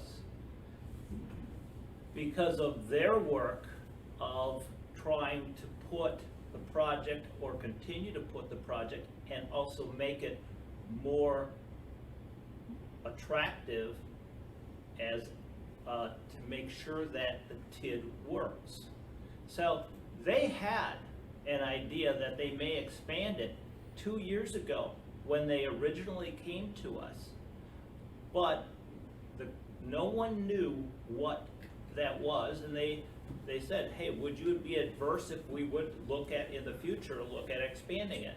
I'll let Callie expand on it in a second. So this is, yes, even though it is new, and Linda, you are correct in saying, yes, a portion of it is already zoned where they could do it. This development would never have come here, but for the development and the efforts of Bear Development to try to put all this development area together. And so, Callie, did you wanna interject? Yes, you may have noticed that there is a strip on the south side of the proposed amended boundary on the south. Copart is planning to go to the north side of that strip. The south side, there is a serious prospect that is confidential at this time, that is in negotiations with Bear Development to see if we can entice them to locate there. That project would definitely have a but for. And you can't bring in partial parcels, and you can't do anything that isn't contiguous to what's already there. So whether you like the Copart piece or not, we need to bring the whole parcel in. And when we did this 2 years ago, to Alderman Dandria's point, we knew that Bear Development was gonna come back and ask for an amended boundary, but we did not know which parcels he was going to be successful in purchasing or gaining control over. So he did not want us to put additional parcels in the TID unless he had that in place. We could have put them in the TID originally, but at that time, we didn't know which direction, north, south, or east, we might end up finding opportunity for additional development, industrial and commercial development. So that's in part why we're looking at doing the boundary amendment today, in part because of Copart, but also in part for some other economic development prospecting activity that remains confidential until a commitment is made and they're ready to make an announcement. And earlier, I want to correct something I said earlier. On page 18, when Alderman Hanneman was asking me about the project costs, on page 18, you do see the amended area does have $1.5 million of additional new infrastructure costs that the city is being asked to put in. We will need a developer's agreement around that, because there isn't one today. To pay for that, but there is an additional $1.5 million of infrastructure costs for the amended territory. That's on him. Pardon me? The developer's paying for that, because we're capped at 9. Well, there's, the financial projections say that the city will pay for it. There's no agreement in place between the city and the developer yet that encompasses that $1.5 million. On page 18, on the back page of the map, yeah, Yeah. column 2 there. Wait, I thought you said that we're only on the hook for 9 million. Currently, under signed agreements, we're only on the hook for another, for That could be $9 changed. million. That could change. And what this financial projection says is we're gonna add this territory, we're gonna bring in this new $13 million worth of infrastructure, of development, and there's the provision here to have an additional $1.5 million of infrastructure costs. There's no developer's agreement around that, so I don't know if the city's gonna put that in itself and charge it through the TID, or if the developer's gonna put it in and ask us to rebate it, but that would require an amendment to the developer's agreement. Is this? Which frankly is not a subject of tonight's agenda item. Well, how was that additional cost factored in?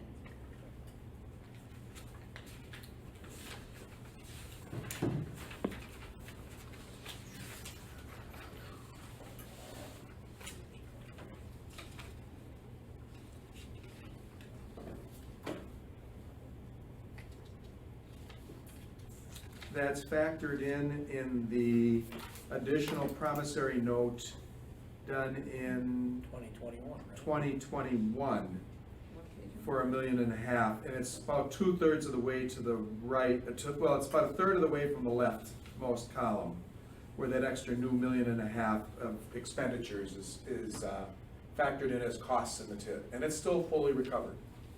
If you go to page 22, Linda, page before that, prior, you'll see the 9 million in column 1 and 2. These are the financing, but this basically tracks the infrastructure. and then the GoPay piece is the incentive, and then there's the $1.5 million for the new addition. If I'm interpreting. You are correct, and that's a 2021 financing, so it's expected to be a cost next year. That's assuming that it gets expanded and assuming they make an amendment to the developers agreement, and that's requested and approved by the council. And assuming we do a deal with a confidential prospect yet to be named and not yet done, on a parcel of land not yet purchased. I hope you can all understand what I just said. It's not part of this conversation tonight. In other words, stay in your lanes.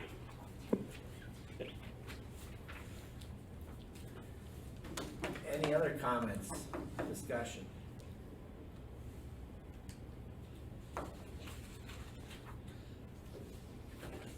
Paul, do you want? None here. Go ahead, Alderman, woman, or Alderwoman. That's fine. Alderwoman Hanneman? Has left. None here. Did you have a? I'm good. Did you have a comment or question? No. Thank you. Anyone else? Mark, go ahead. Paul, are you looking for a recommendation from this body to move forward to the council? Or was this just for discussion? This item was for discussion. It was at the request of Alderman Nelson, and at the bottom, action required discussion and such recommendations as the committee deems appropriate. Do you want to see anything go forward? Okay.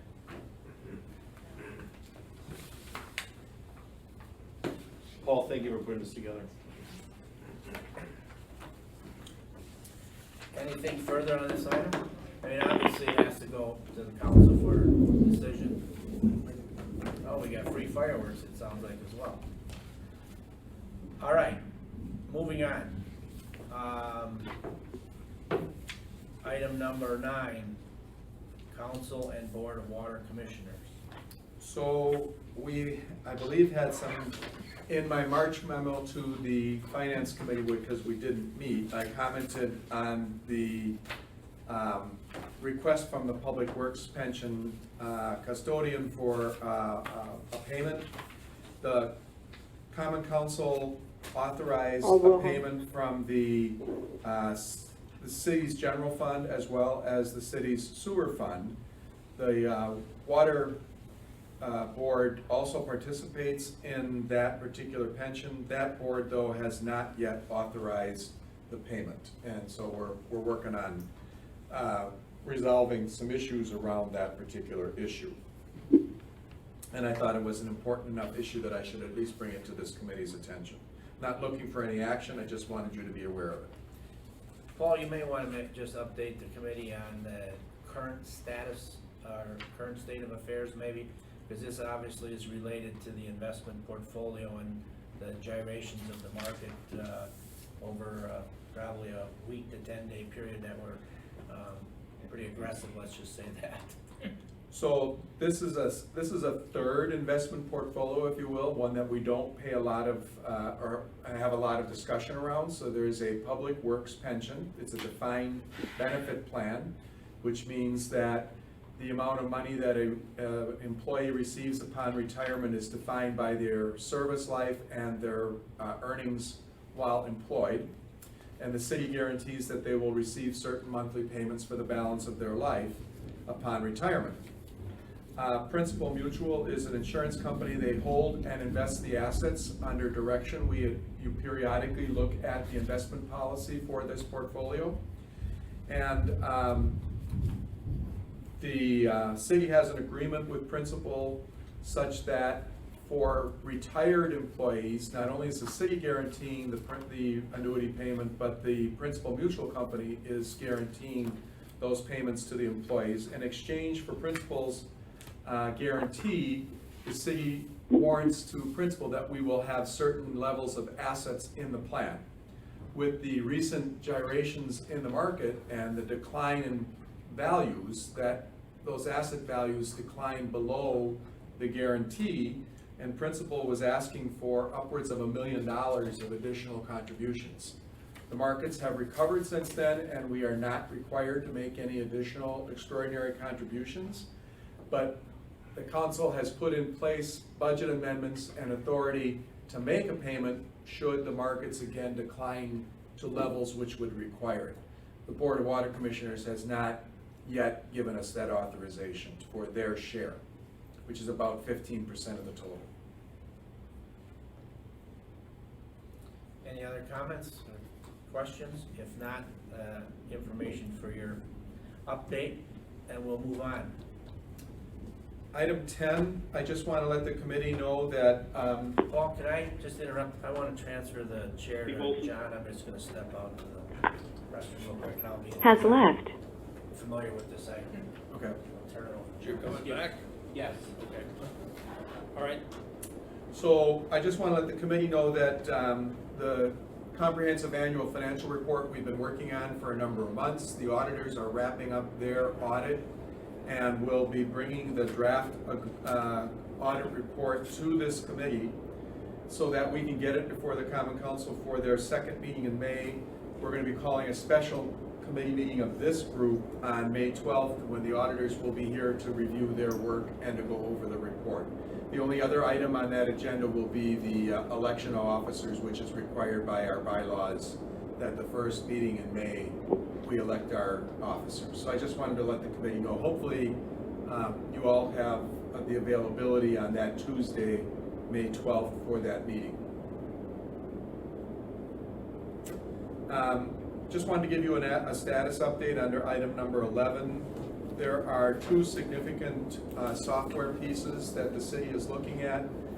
One is utility billing. That piece of software was authorized for purchase by the Board of Water Commissioners and the Common Council within the sewer fund, so that software is being fully financed by the utilities. It is the software that is used to bill the utility services to the community. Recently, the Director of Information Services, Jim, who's in the room, could comment if need be, asked Common Council for authority to purchase the Community Development module of BSNA. That is the software that supports building inspection and all of the activities that the city has around what happens related to an individual parcel. What kind of utilities are available on the parcel, what kind of development is on that parcel, what permits are available for that parcel. It also revolves around permitting of various activities. That's something we haven't focused on a whole lot.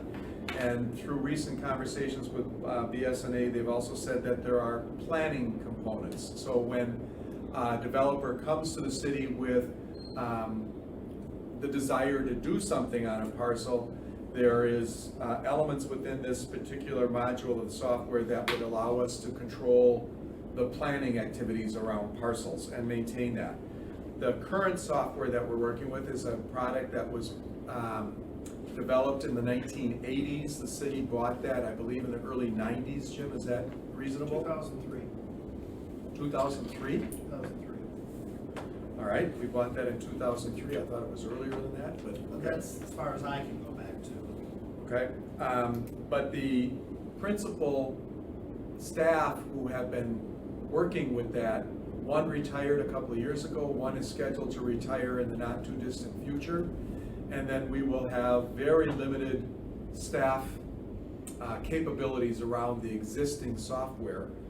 We are hoping that the Common Council authorizes the purchase of this software. It was tabled at their last meeting, but there is appropriations in the capital improvement fund for the purchase.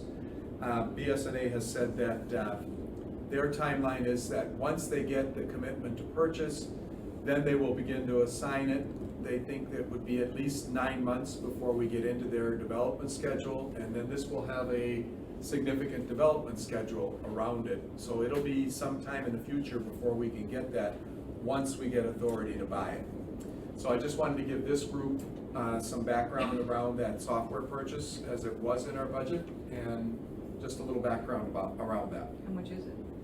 The community development software is 225 was appropriated, I think a little less than that in the stated contract, but we've got some contingencies built into the appropriation. The billing software had an original purchase price of around $90,000, and we've got about $110,000 appropriated between the two funds for the purchase of it. And they have now started the work on that commitment. We're hoping to go live with that software, the utility billing software, with the September billing of sewer and water usage. Any other questions on that topic? If not, I'm gonna just do a quick touch on this because it's a policy decision. The CARES Act, which Congress adopted in late March, has a provision in it that employers can defer the employer share of Social Security tax for the remainder of 2020, with the payment due, half of it due at the end of 21 and the other half at the end of 22. Roughly, that is about an $850,000 cost to the city, but because we are fully funded with the current year, there's no reason for the city to take advantage of that particular one, but because it's a policy decision, I wanted to bring it to this group if you had a recommendation. Otherwise, the city would not take advantage of that particular provision in the law. Do they charge you interest on deferred amount? They are not. Invest it? You gonna invest it? It would add some administrative burden to the city, but yes, we could invest the funds and we would have them available for payment at the end of December of 21 and December of 22.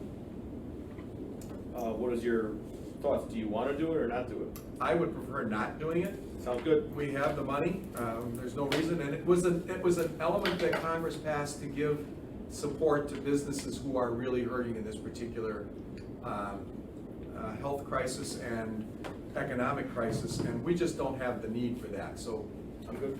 It's a tough budget. Pardon me? It's gonna be a tough budget.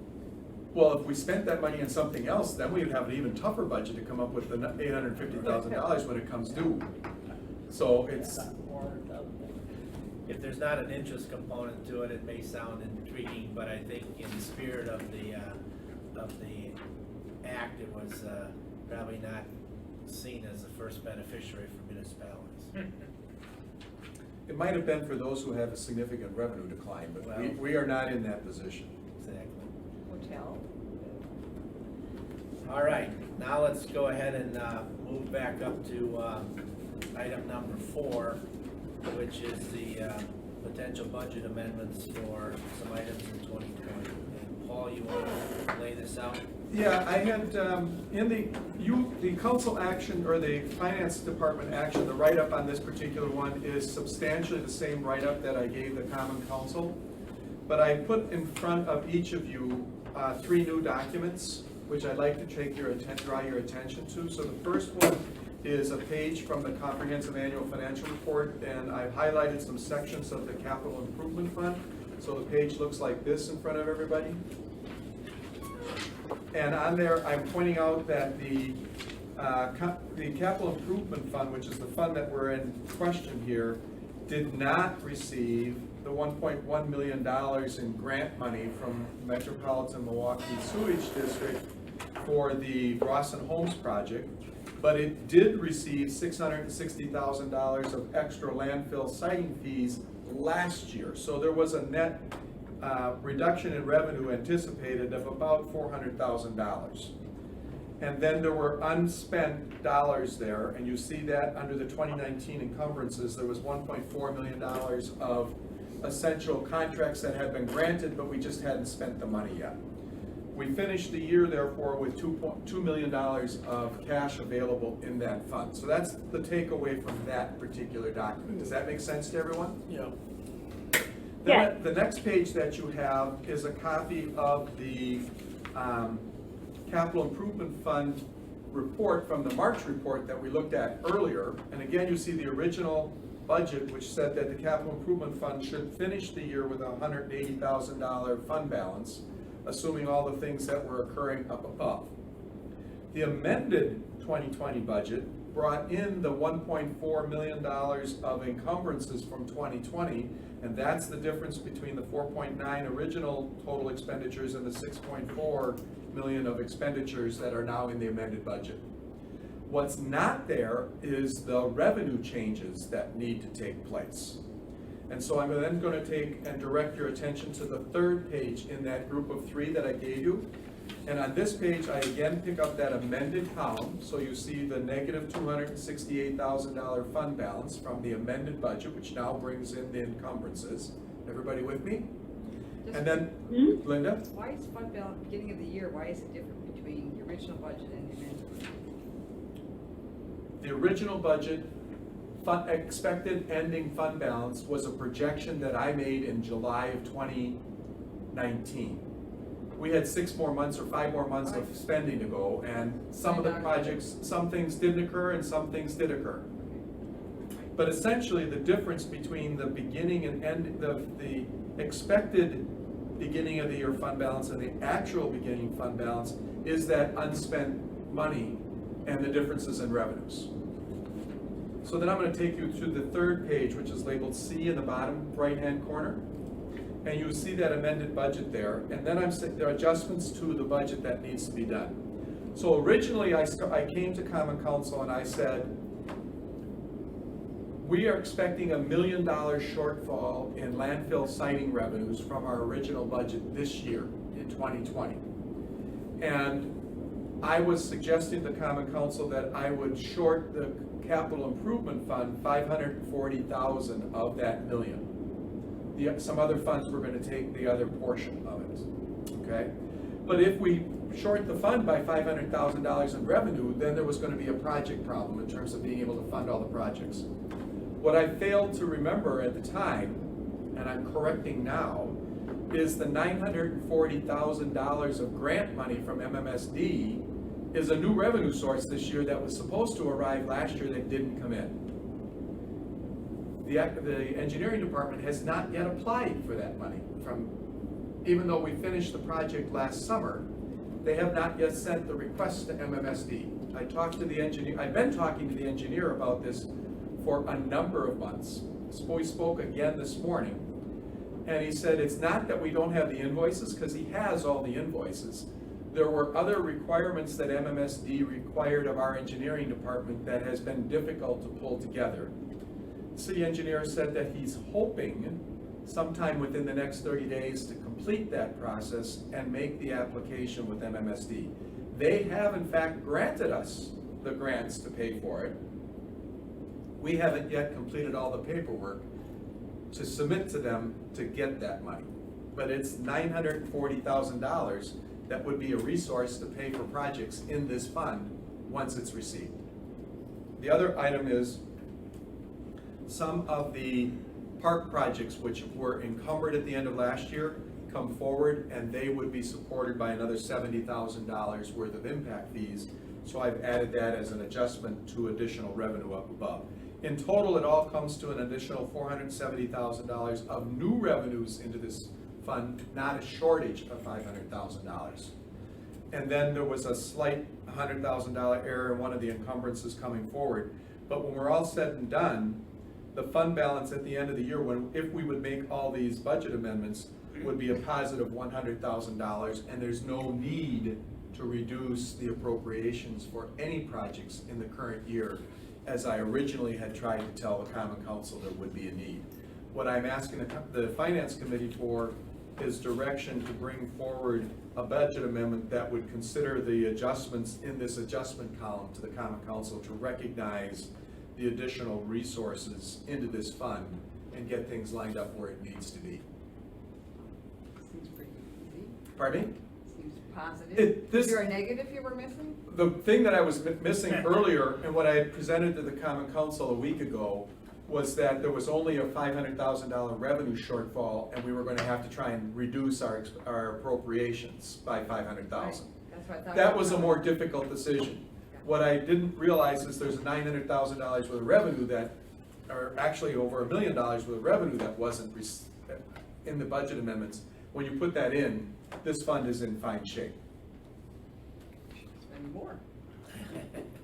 Well, there's only $100,000 left of it, so there's not a whole lot more to spend. 371,000, Pardon me? 371,000. No, the final adjusted total is 100,000. Because we were gonna be negative 300,000. Sure. We picked that 300,000 up to get to a positive 100. And the 943 is part of the 1.15 that was deferred from last year. Correct. It's still a one-time revenue source, though. It is a one-time revenue source. But it comes back to something that we originally started talking about in December, I believe, where I mentioned that the landfill siting revenues are not guaranteed. And should they be short, we are going to have to make changes to our spending plan. Whereas tax revenue, when you levy it, it does come in. Or if you borrow money, those borrowed resources are in fact here.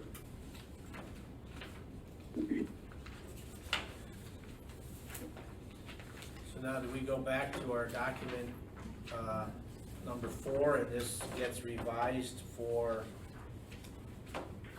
the other funds we still have to deal with, correct? No, the other funds, well, yes, the other funds are listed in there in the action sheet where we would reduce the general fund's expected revenue by, I believe, 238,000. We would adjust the equipment replacement and the capital outlay and the street improvement fund by small amounts. So this is a much easier budget amendment to bring forward because there's no expenditure reductions that are required. Those expenditure reductions sound like there may be some challenges with getting all of those projects done in 2020 as well. Is that a fair statement? Some of the street improvement funds are gonna be, some projects are gonna be hard to complete because not all of the highway department has everything they need and they're running into some personnel shortfalls. I'm not aware of too many other projects that are in jeopardy. But not all of the capital outlay projects have been brought forward yet either.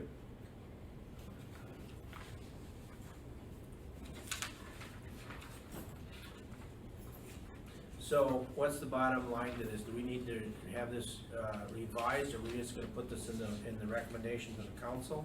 Well, I would ask this committee to then, for a motion to have me draw up a budget amendment that encompasses the adjustments on that page C that I gave you, which is to reflect the $900,000 from MMSD, the shortfall of landfill siting of 542, the park impact fees of 71, and then, as you point out, Dennis, the other First smaller line item. adjustments to the First revenues line in the other funds. 1 through 5 remain the same in your Right. memo on page 3, I think. Right. Okay, so moved. Well, any more discussion? We have a motion, is there a second? I'll second. Do we have a second, and John? Just discussion. Yeah. Prior to the vote. I know we talked about this a little bit at the last council meeting. On item 6, capital improvement fund, this doesn't jeopardize the Marquette Avenue expansion, does it? Correct, it does not touch that So that's- appropriation at all. Okay, thank you. And also Alderman Wilhelm had made the point at the meeting that the South 50th Street project, which is now retained, is integral to both developments north and south of Marquette Avenue. And it is retained. That project continues to be retained in this budget. It's fully appropriated. As I understand it, I think those two are kind of married together. It sounds like there's implications of some grants being given to the city in terms of the land usage. Some engineering may be tied to it. So I think those are, call them brother and sister, if you will. Was there a question from Alderwoman Hanneman? Yes, there is. Thank you. I see on the proposed revised budget, you have the contingency at 175,000. But as I'm looking in the packet on page 3 under number 6, item H, the contingency is 125,000. currently unused. So I would just like to clarify that we still do have a contingency available under this revised total, and is it 175,000 or 125,000? Alderman, that's a great question. If you go to the fourth page where you see the adopted budget originally, then there you'll see that the original budget had $175,000 of contingency. We're not talking about changing it. However, the council has already appropriated $30,000 of, well, a total of $46,000 of that 175 for projects. Okay. So that's why there's only about 125,000 still available. Great, thank you. So the capital fund expenditures will remain the same as they were presented in the original budget. Correct. Well, and plus the amendments for the encumbrances from the prior year. Yeah. Member Witkowski, Yes. did you have a question? Yeah, general fund, what is the other revenue that you're covering the lack of landfills in the general fund? Tax levy, building permits, shared revenue from the state. Little pieces? There's $25 million worth of other revenue in the general fund, because that's where we operate the city. That takes care of the fire department, the police department. There's only, the original budget had $438,000 of landfill siting revenues as one of its revenue sources. Right, you didn't need 200,000 of that. And, well, I would love to have it, but we're not gonna get it, so I'm shorting the general fund about 230,000 of their landfill siting revenues. I'll allocate it into some of the other funds which do need it in order to support their project costs. So it'll impact fund balance then. Right. It will impact fund balance at the end of the year, but the general fund has a $8 million fund balance to work with. True, but we're using it. We're using some of it. And, yes, you make a good point, it's not gonna get easier next year. No, it is not. And what, I guess, overall landfill siting revenue, what is your, I mean, where's the line settling here? This chart, where's, Well, is it gonna this took bottom us. out below this, or where is this? This took us, so you're looking at the monthly revenues coming in from this fund. Right, And the dotted line that went horizontally across is where we, last summer, expected this thing to settle out, okay? where's it now? Which was what I would call a lower point of where we were operating at. Then this took us through February, when the revenues came in at 140,000 for the month of February. They've now given us the report for March, and it was 160,000 in March. So you'll see the dot is up a little bit, but still considerably below the 225,000 that we need monthly. So 160 is what you currently use if you were doing the next year's budget at this time. I don't know what I'm gonna use next year yet. I'd like to see a few more months of actual revenue to see at what level they're operating. Because what Waste Management has said is they do not yet know the impact of this stay-at-home order and this reduced economic activity, whether that's going to impact the amount of waste that gets generated and sent to the landfill. So we might be looking at a further reduction in those revenues. We just don't know at this point. But it wouldn't go below the 2018 experience. You could. Because there is an expansion, but they did an expansion for a reason, didn't they? Well, they did an expansion, but what the expansion just said was they could continue to put material there. If they didn't get that, we would have been done. When that expansion took place, the rate at which they pay us at went up immediately by 25%. Okay, so that's pretty much. That's where the part of the additional revenue that comes in is the fact that the rate for each ton that went in went up by 25%.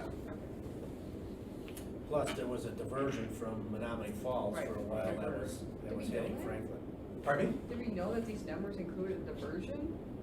Well, they were telling us that there was no diversion, but clearly after they opened up Menominee Falls again, material went back to that, and they didn't even know that that was happening. Because I spoke to them in December, and they assured me, even though we started to see a reduction in volumes, they assured me, oh, that's an anomaly, it's not gonna continue, you're gonna get back to these earlier summer levels.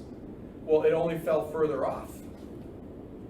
So then when I pointed it out to them and I called them again on it, they started digging further into it, and they said, oh yeah, you are gonna start seeing reduced levels. And then they didn't know what the impact of the stay-at-home order was gonna be. They said that could even further reduce it. We haven't seen the first reports since that's occurred yet. So I think there are some moving pieces here yet in our experience over the rest of the year. I think that and there is a motion here, we'll get back to it, but the story here is that landfill sightings are gonna continue to be a moving target as we kind of move forward here for the rest of the year. But I think the silver lining here is with the, what's the revenue source, the proper term, from 2019 that's carried over? The 943, That was an MMSD grant for a project we did in the city. it allows the capital improvement fund not to, require any immediate cancellations of projects that were already approved and moving forward. Essentially what happened is the extra revenue that we didn't expect in 2019 that came in, the 600,000 that I showed you, replaces the 500,000 that we hoped to get this year that we're not getting. Would you give us an update on that grant application at the future meeting too? Sure. Yeah, and one thing on that grant application, so when you talked to Glenn acknowledged that he would get it done, I would assume that's a priority? I don't wanna, I'm not putting you on the spot, okay, I'll direct it to Dennis. Would you agree, Dennis, that would probably be a priority for him to get that done if we could request that? Well, since it's $1 million item, I think that would be a top of the list. Yeah, I think we're all on, it would be great. Well, If the mayor, is he still on? Mayor Olson, are you on the line? He is not. I believe he put out. all right, Thank well, you. I will tell you in my own defense, I started approaching the city engineer last July, which was a month or two after this project was done, saying, when are we gonna get the application in? And pressed on it in August, pressed on it in September, pressed on it in October. Then we got busy with budget and I didn't press on it. I pressed on it again in January, I pressed on it in February.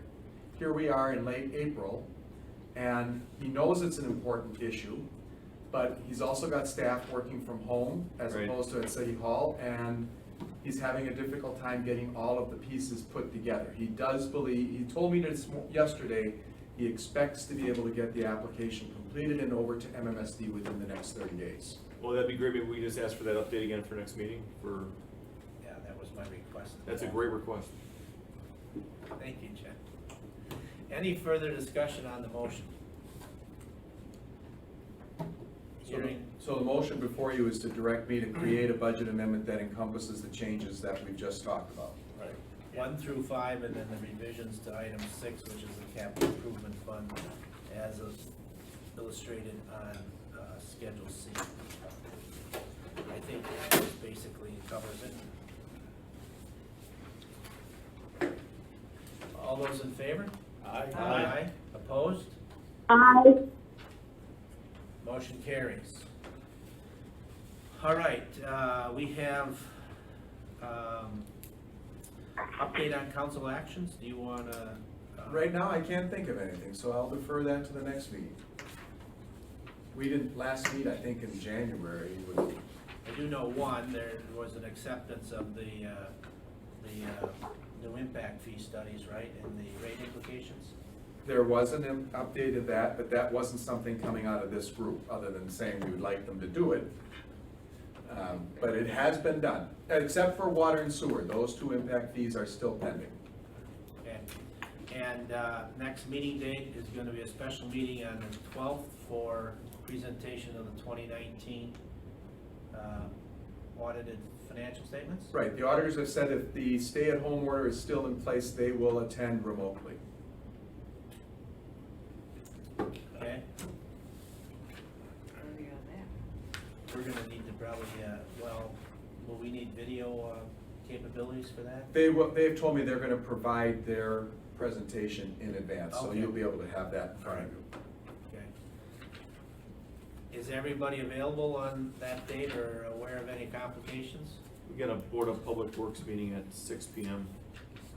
I'll be there at that one. Okay. you'll obviously see it again at council, Available. council level, also, so. Yeah, I'm sorry, Alderman Henneman, what was your comment there? She's available. Oh, you are available, okay. Anything else for, good of the cause? Otherwise, I'll take a motion to adjourn. So moved. Second. We have a motion and a second on adjournment. Any further discussion? Hearing none, all those in favor? Aye. Opposed? Motion carries. Thank you, everyone. Thank you.